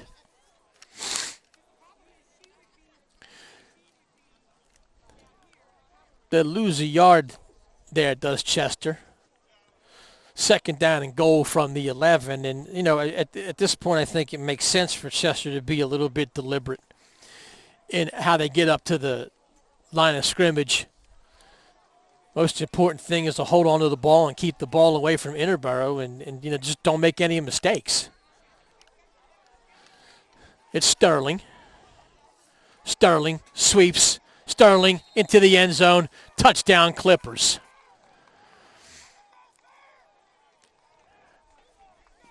And Anton Sterling makes it 16-0 in favor of the Clippers, with, I imagine, another 2-point conversion attempt to be forthcoming. And I guess a lot of times when stuff like this happens, and it doesn't happen often, especially, you know, during the Lennox administration, if you will, where they're down like this, this 2-point conversion is also going to be good. Where, you know, when they are down, you see the mass exodus, but everybody here is related to somebody that's out there participating, so you're not going to see that mass exodus the way that you would at some point. 18-0 in favor of the Clippers. We have 1:32 to go.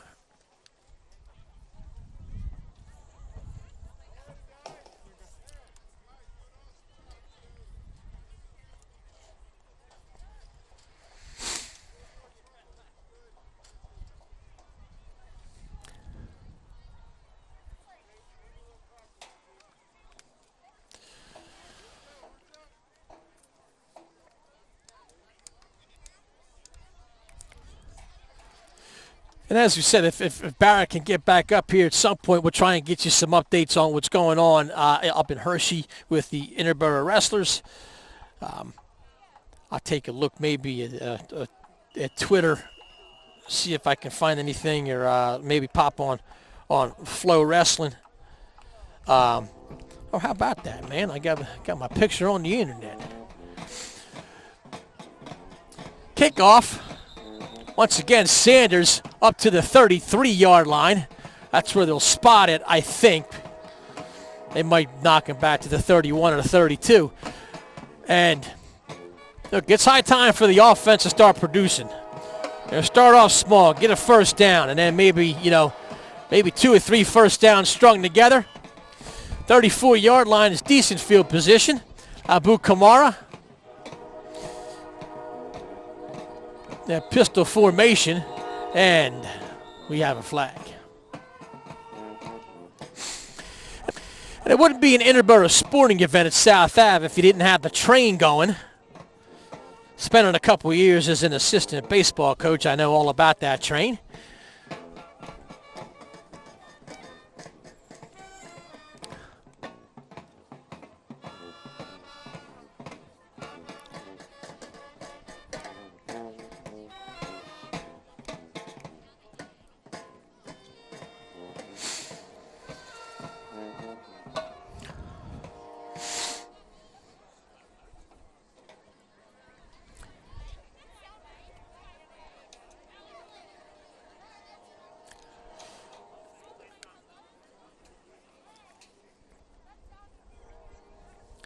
Chester will trot back onto the field, and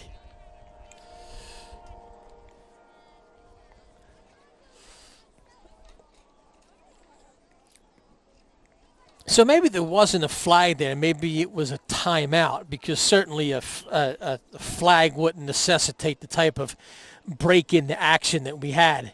Forbes, 4 or 5 yards. Give him like 3, maybe 4. One of the better carries of the afternoon.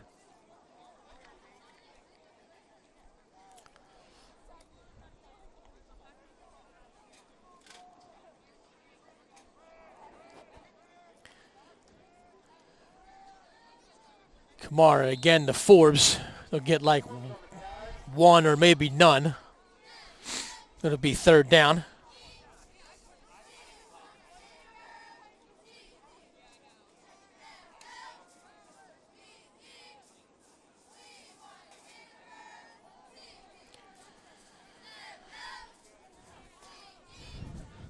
So Luck's trying to shout the play out to the quarterback, whereas, you had seen in many years where the quarterback would always run over and get the play from Steve Lennox.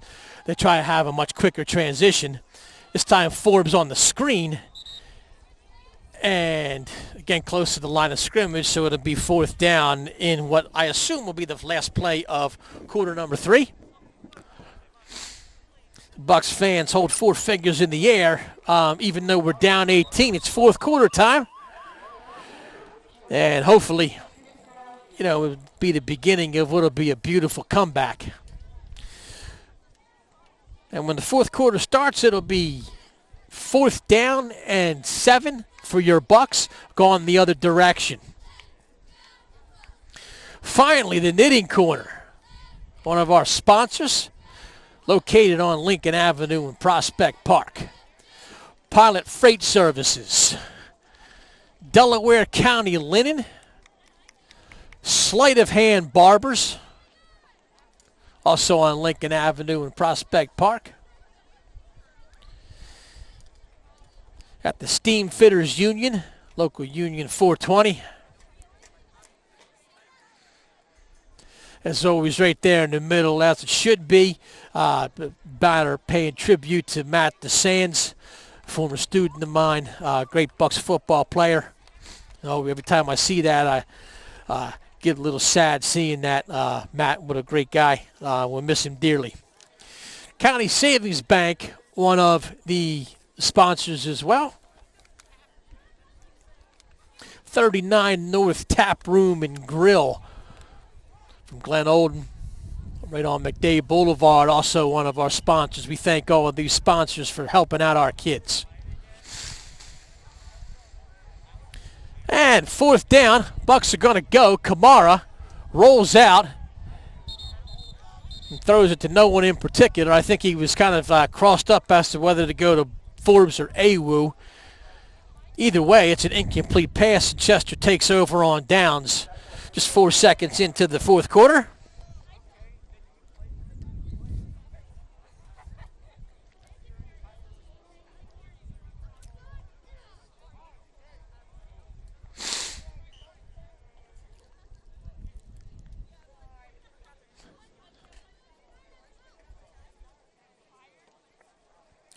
So Freeman and the Chester Clippers, they got the ball on the 36-yard line, and I mean, how many times during this game have the Clippers had field position inside Bucs territory just to start?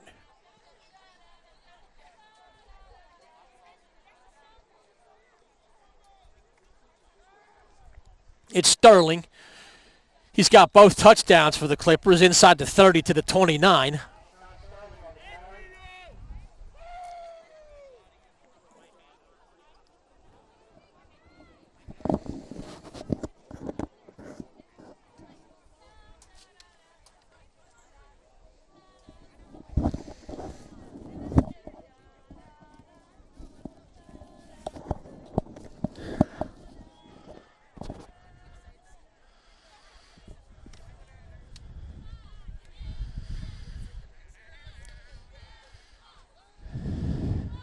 And they'll once again go to Smith. And Smith sprints into the end zone on that little screen pass to the outside. And they just really dumped it out, and there was nobody out there. Gets past the first run, and William Smith into the end zone from 29 out, and a touchdown. That'll make it 24-0 pending the 2-point conversion.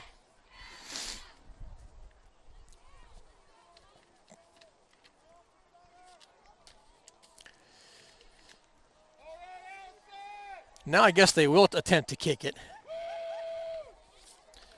So this is their first, I guess, foray into the kicking game is Chester, and they will throw a flag.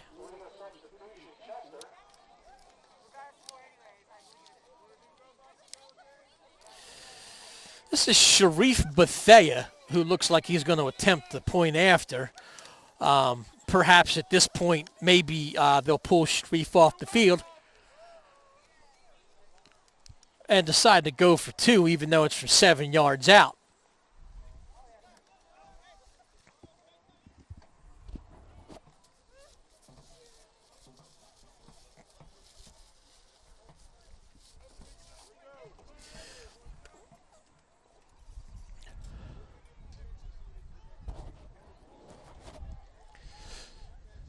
Another late substitution trots onto the field.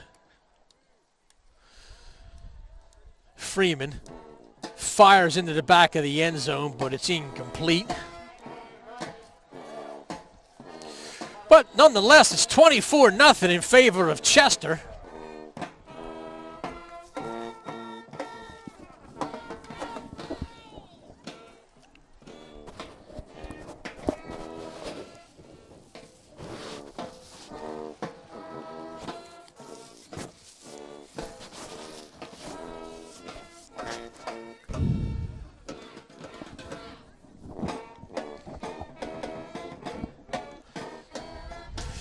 You're still with me out there in TV land on YouTube, on Go Bucs Sports. God love you.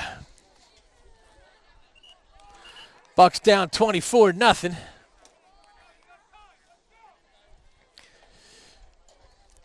Looks like even the band's going to pack it up. I see there that even the drum line's checking out. So they're not going to stay for the exciting comeback, I take it.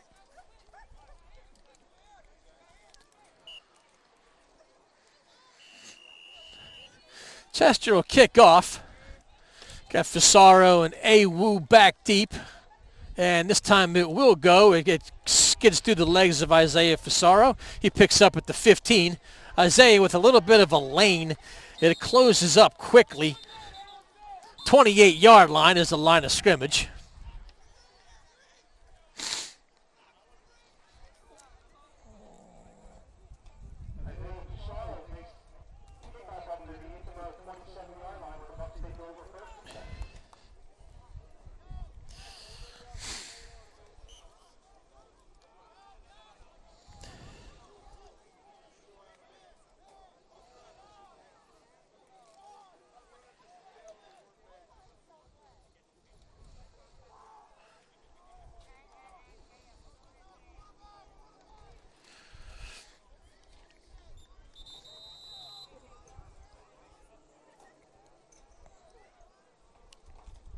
First down carry goes for about 3.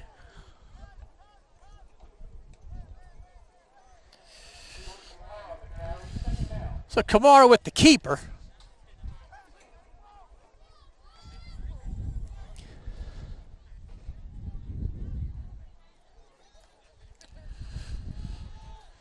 And Forbes this time. Not Forbes. It was Forbes. I apologize. Ahead to the 35, so 3rd down and 2. And crowd on their edge of their seats at the possibility of a first down. No. It won't happen. As Forbes is stuffed. So 4th down. Ball on the 36. Still in search of that elusive first down.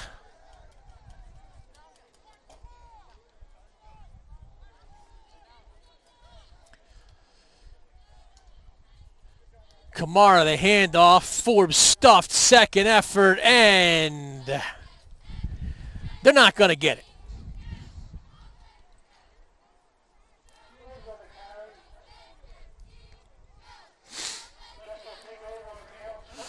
So Chester Clippers, they'll have the ball back again, and I'd be interested to see. I'm sure, I guess there's someone from the Delaware County Times here. I talked to one earlier. Perhaps they'll do the stats. I'd like to see what the time of possession is in this game, but it certainly can't be good in favor of the Bucs. I mean, I think the Clippers, I feel like I've seen them with the ball a heck of a lot more than the Bucs, and at this point, being as deflated as they are, I just wonder if they'll be able to stop them. Bucs jump off sides. They'll give Chester 5 more yards.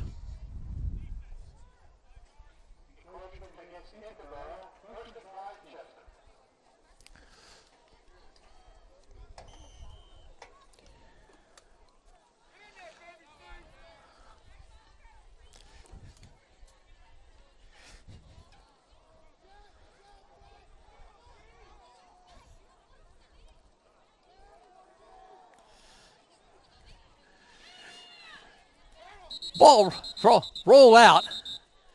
Freeman again doing the best to elude pressure and won't get much there. So it'll be second down.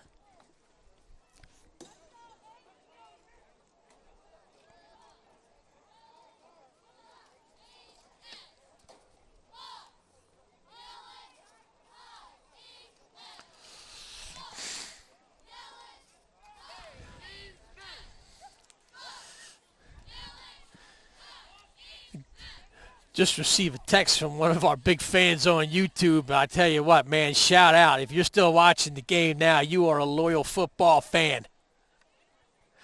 But everybody that's out there still watching, I love each and every one of you, and we thank you for supporting Interboro Bucs football. Ball on the ground. And the thing about live TV is that you can hear, especially during the pandemic, is you can hear everything. Including the fan that just yelled to get the ball. We'll leave it at that. And they did. Bucs pick it up. That's their third turnover. One of those things that one of the old adages in football is if you can win the turnover battle, you're really in good position to win the football game. It's actually the third turnover the Bucs have forced. We had a Kamara interception and a Brady Hummel interception, and now this fumble recovery, and yet we're Bucs down 24-0. Kamara floats one up, and that is intercepted. And they'll throw a face mask on the play as well.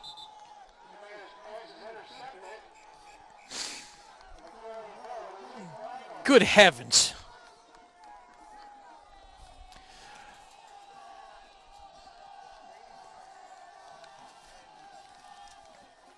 Chester, they're dancing it up on the sidelines, and well, they should. They've played a nice game, and they've earned what appears to be a victory. We certainly don't want to count our chickens before they hatch, but it's 24-0 with 9 minutes to go, and the Bucs have shown absolutely no ability to move the ball offensively. Dorian Miller with that interception, by the way, and then on the way down took a face mask.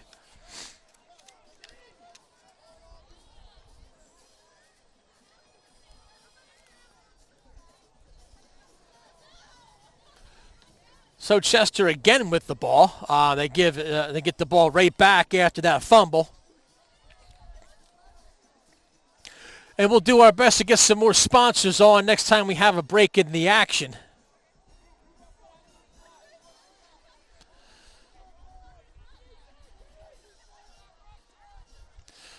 Freeman, the keeper.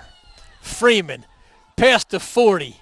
Freeman cuts back inside to the 30 and down to the 25-yard line. Isaiah Freeman running loose, but a flag's on the play, and that's going to be on the Bucs too.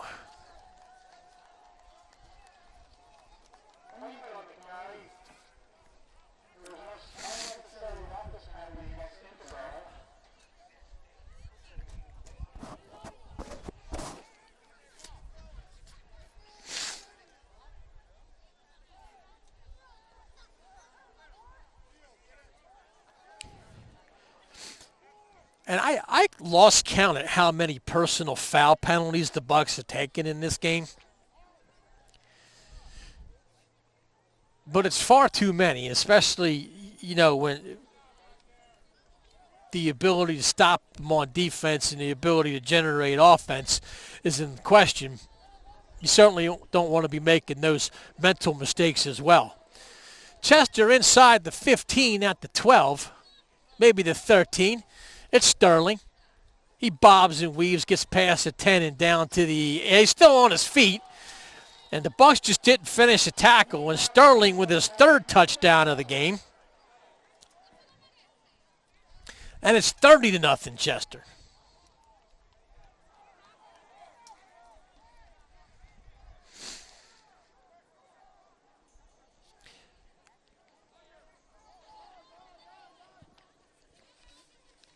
So we'll wait and see if young Sharif Bethea comes out. It looks like he is. He's going to get a crack at a kick.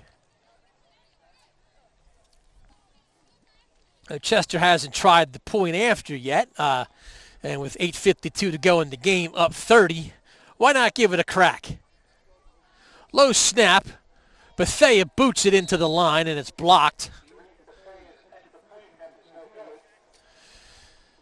But hey, man, every great journey begins with one small step. Chester's kicking game will get there.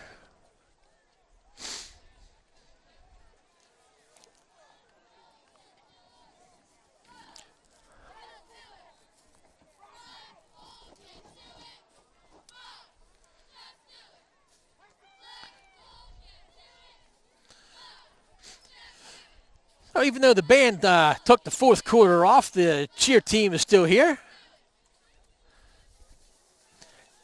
Hanging in there. Again, not the nicest day ever. I mean, I think I have been colder in my life, that's for sure. I'm definitely underdressed for the occasion, but that's my fault, no one else's.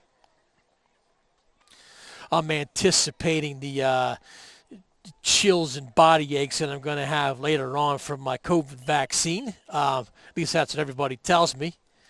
So I figure, why not start shivering right about now? But we got 8 minutes and 52 seconds left. And to add insult to injury, man, I texted my wife and said, "Yeah, can you order me some dinner for tonight?" And she said, "I'm not home, so no, I can't."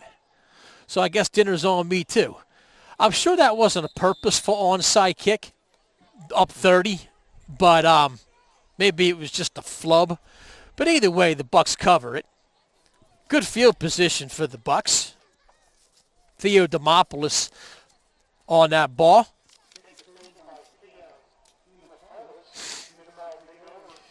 And Ed Berard needs to work on his Greek pronunciations.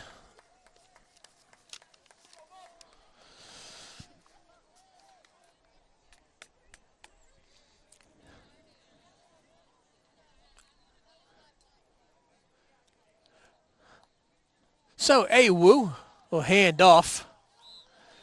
And that flag came darting in from 12 yards back.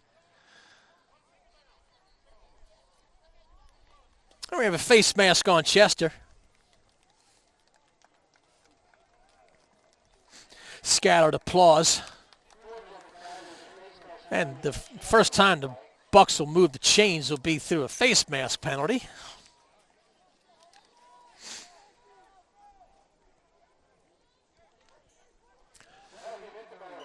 First down, Bucs.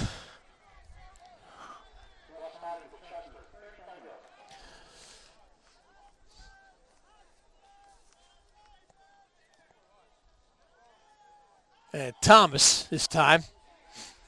He'll lose yardage behind. Chester swarms.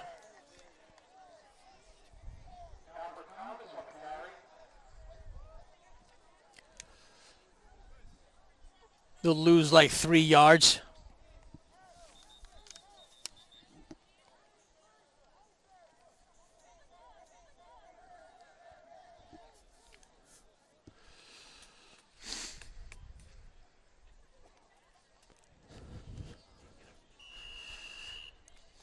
And mercifully, we go inside. 8 minutes to go, quarter number 4. One of these years, man, we'll work on, it's one step at a time. We got a live stream. We got some blips. I think we're going to work on the server or whatever. I don't know much about technology. I just know about talking. But next time around, we'll hopefully have a little bit better stream. Abu Kamara got absolutely obliterated on that play. It was a clean hit. He just got walloped. Amazing he got the ball off. He was looking for Awu downfield. Incomplete.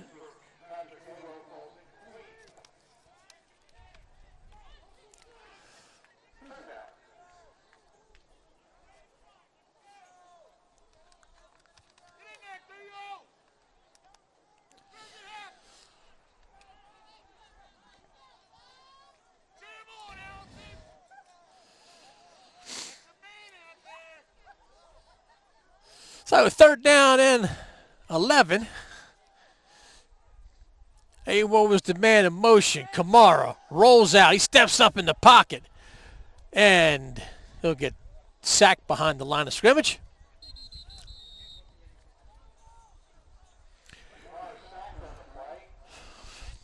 So it'll be 4th down.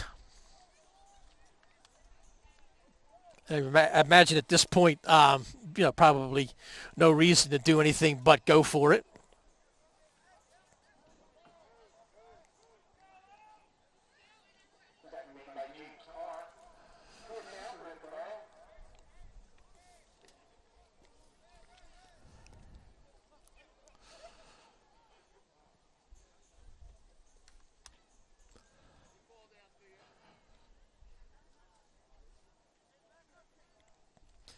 So this 4th down play, Thomas didn't pick up the necessary 14 yards, and the ball be turned over on downs.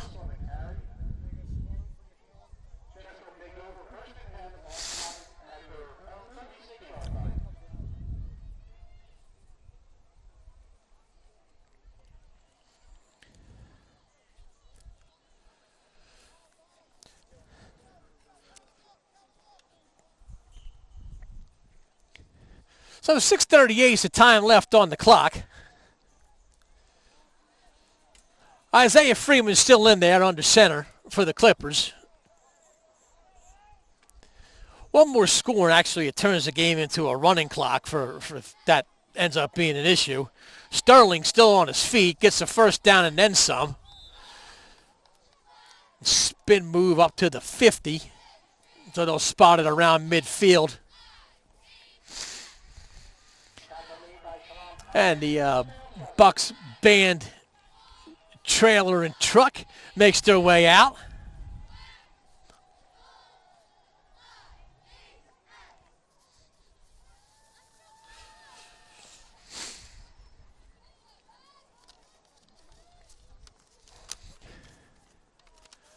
So 1st down from midfield.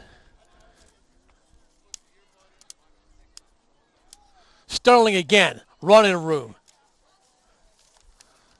That time it wasn't Sterling. I'm sorry. That was Nickens.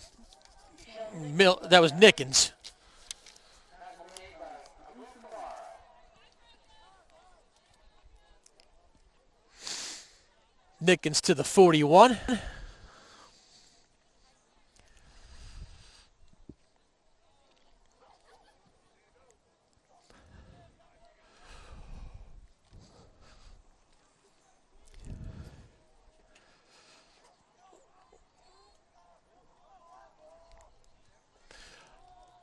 High snap, Nickens again. 1st down this time.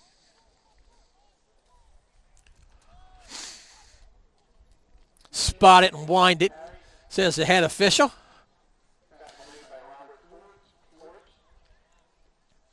So it'll be at the 37-yard line.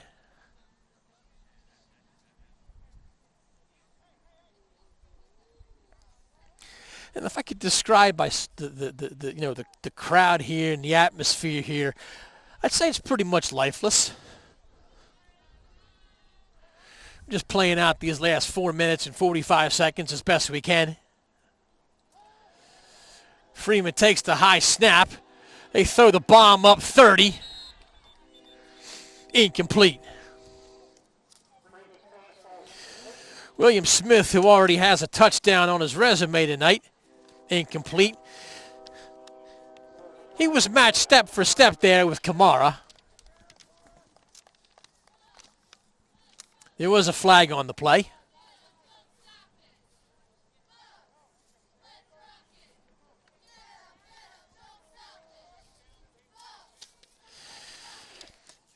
LaDonte Bell from Chester. I imagine I don't know who's calling the plays over there, but they say mercy is for the weak.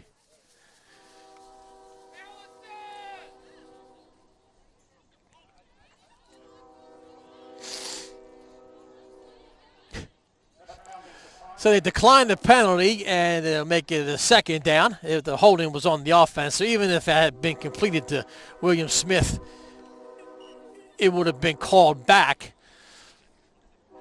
37-yard line is the line of scrimmage for the second down play.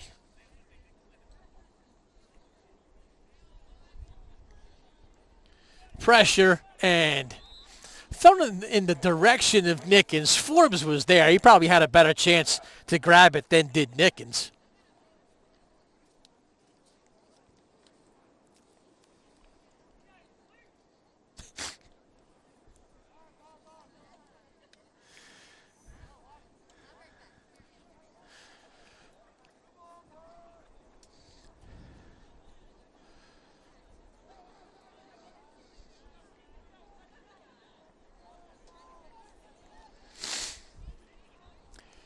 Chester in no particular hurry.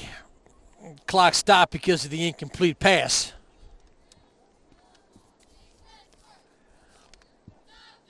Chester jumps off sides.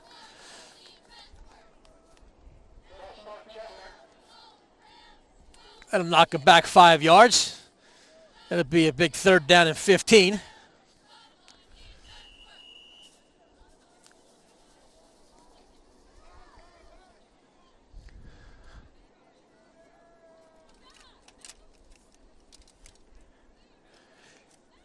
I'm not certain they're supposed to be running the clock right now, but they are, and I don't think a lot of people actually care.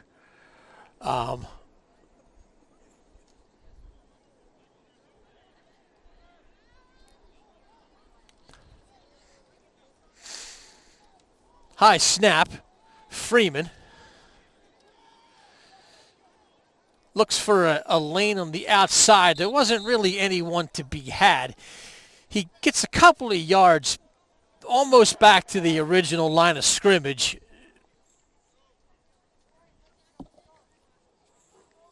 But it'll be fourth down.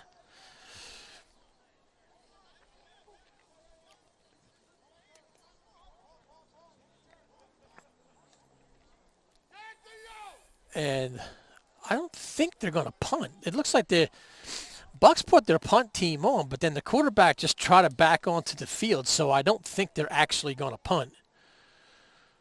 Offense stays on the field.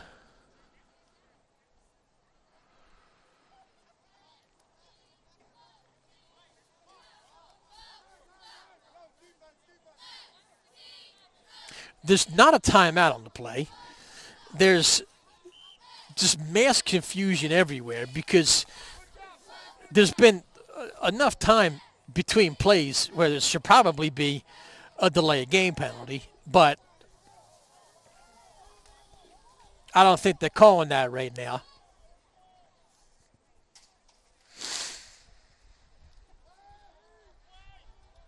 It's William Smith. Close to a first down, but he's not going to get one. And ball turned over on downs. Bucs will take over at the 31. But a nice job by Smith. He got about 9 on the play.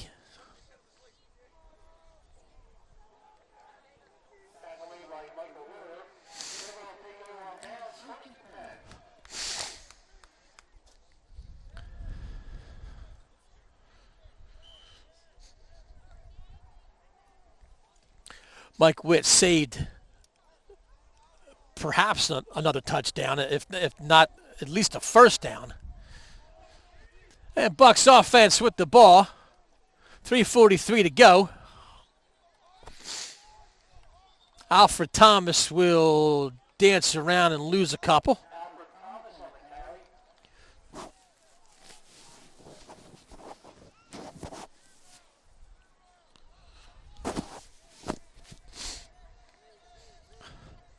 They're trying to call plays from the sideline, which I think is admirable in the sense that it saves time. You know, it keeps you from having the huddle, but it looks like there's a little bit of confusion as to how, what the play maybe is supposed to be.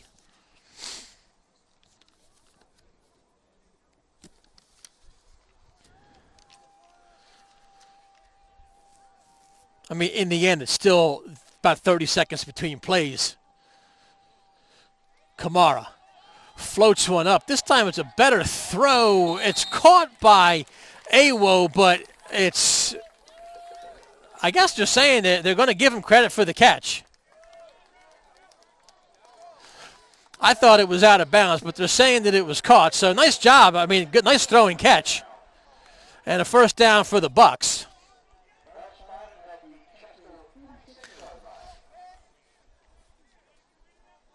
.47 will be the line of scrimmage, so Bucs really with the first major positive play of the game. Kamara doesn't know where to hand it, and the ball is jarred loose. Fortunately, it goes into the hands of another Buck. I think that's one of the down linemen that recovered that ball.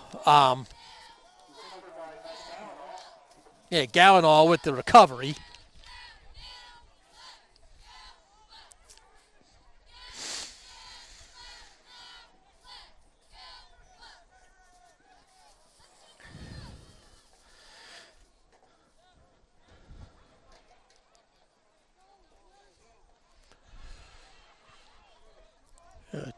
After this play will be under 2 minutes to go. Kamara, the handoff to Thomas. Thomas will be ahead for about 6.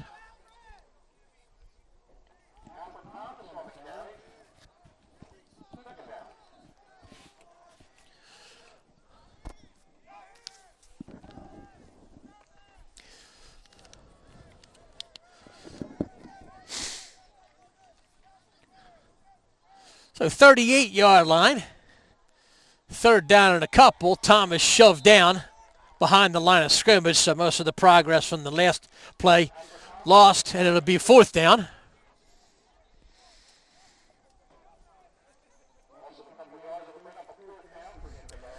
The minute 15 to go. So players and plays being shuffled in from the sidelines.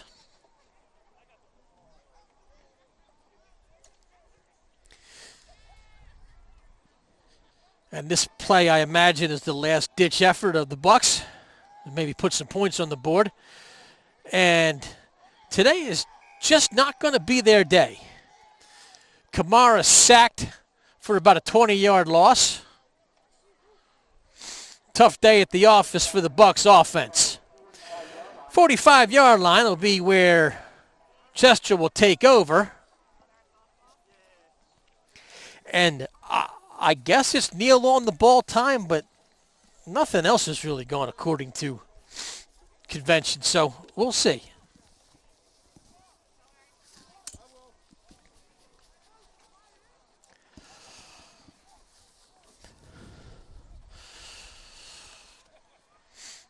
With 52.7 seconds left, we'll get some of the thank yous out of the way. First and foremost, I want to thank the man to my left here, Mr. Andrew Herman, and one of his young students, Christian, who's here with him. They've been out here in the cold with me during this it's not terrible weather, but it's not so great weather. Giving up part of a Saturday to try and bring you this contest. His job's a lot harder than mine. All I do is stand here and talk about football. Snap taken this time. We have a different quarterback in there. It's Samir Brown finally getting some snaps at the quarterback position. He'll get about 6 yards on the carry. But Mr. Herman and Mr. Andrew Herman and Christian, thank you to them. A lot more on the technical end that they're providing. Athletic Director Lisa Ford, none of this happens without her, and Assistant Athletic Director Joe Barrett. The fact that we're even able to have a little bit of a sports season here is amazing, and it's a minor miracle given all this COVID nonsense that we've been enduring. We're down the last couple of seconds here. We'll see if Chester decides to snap the ball. They will not, and this ball game is over. Bucs lose 30-0. Not the best start to the new era, but like any other sport, there's always next game and there's always next week. We want to thank you for sticking with us here on YouTube on Go Bucs Sports. We hope to bring you some more live streams throughout the year. And again, we apologize if there were any blips and nothing was, nothing went perfect today, but I think that we did do some things right, and we'll try and do more things right than wrong next time around. So thanks for sticking with us. Final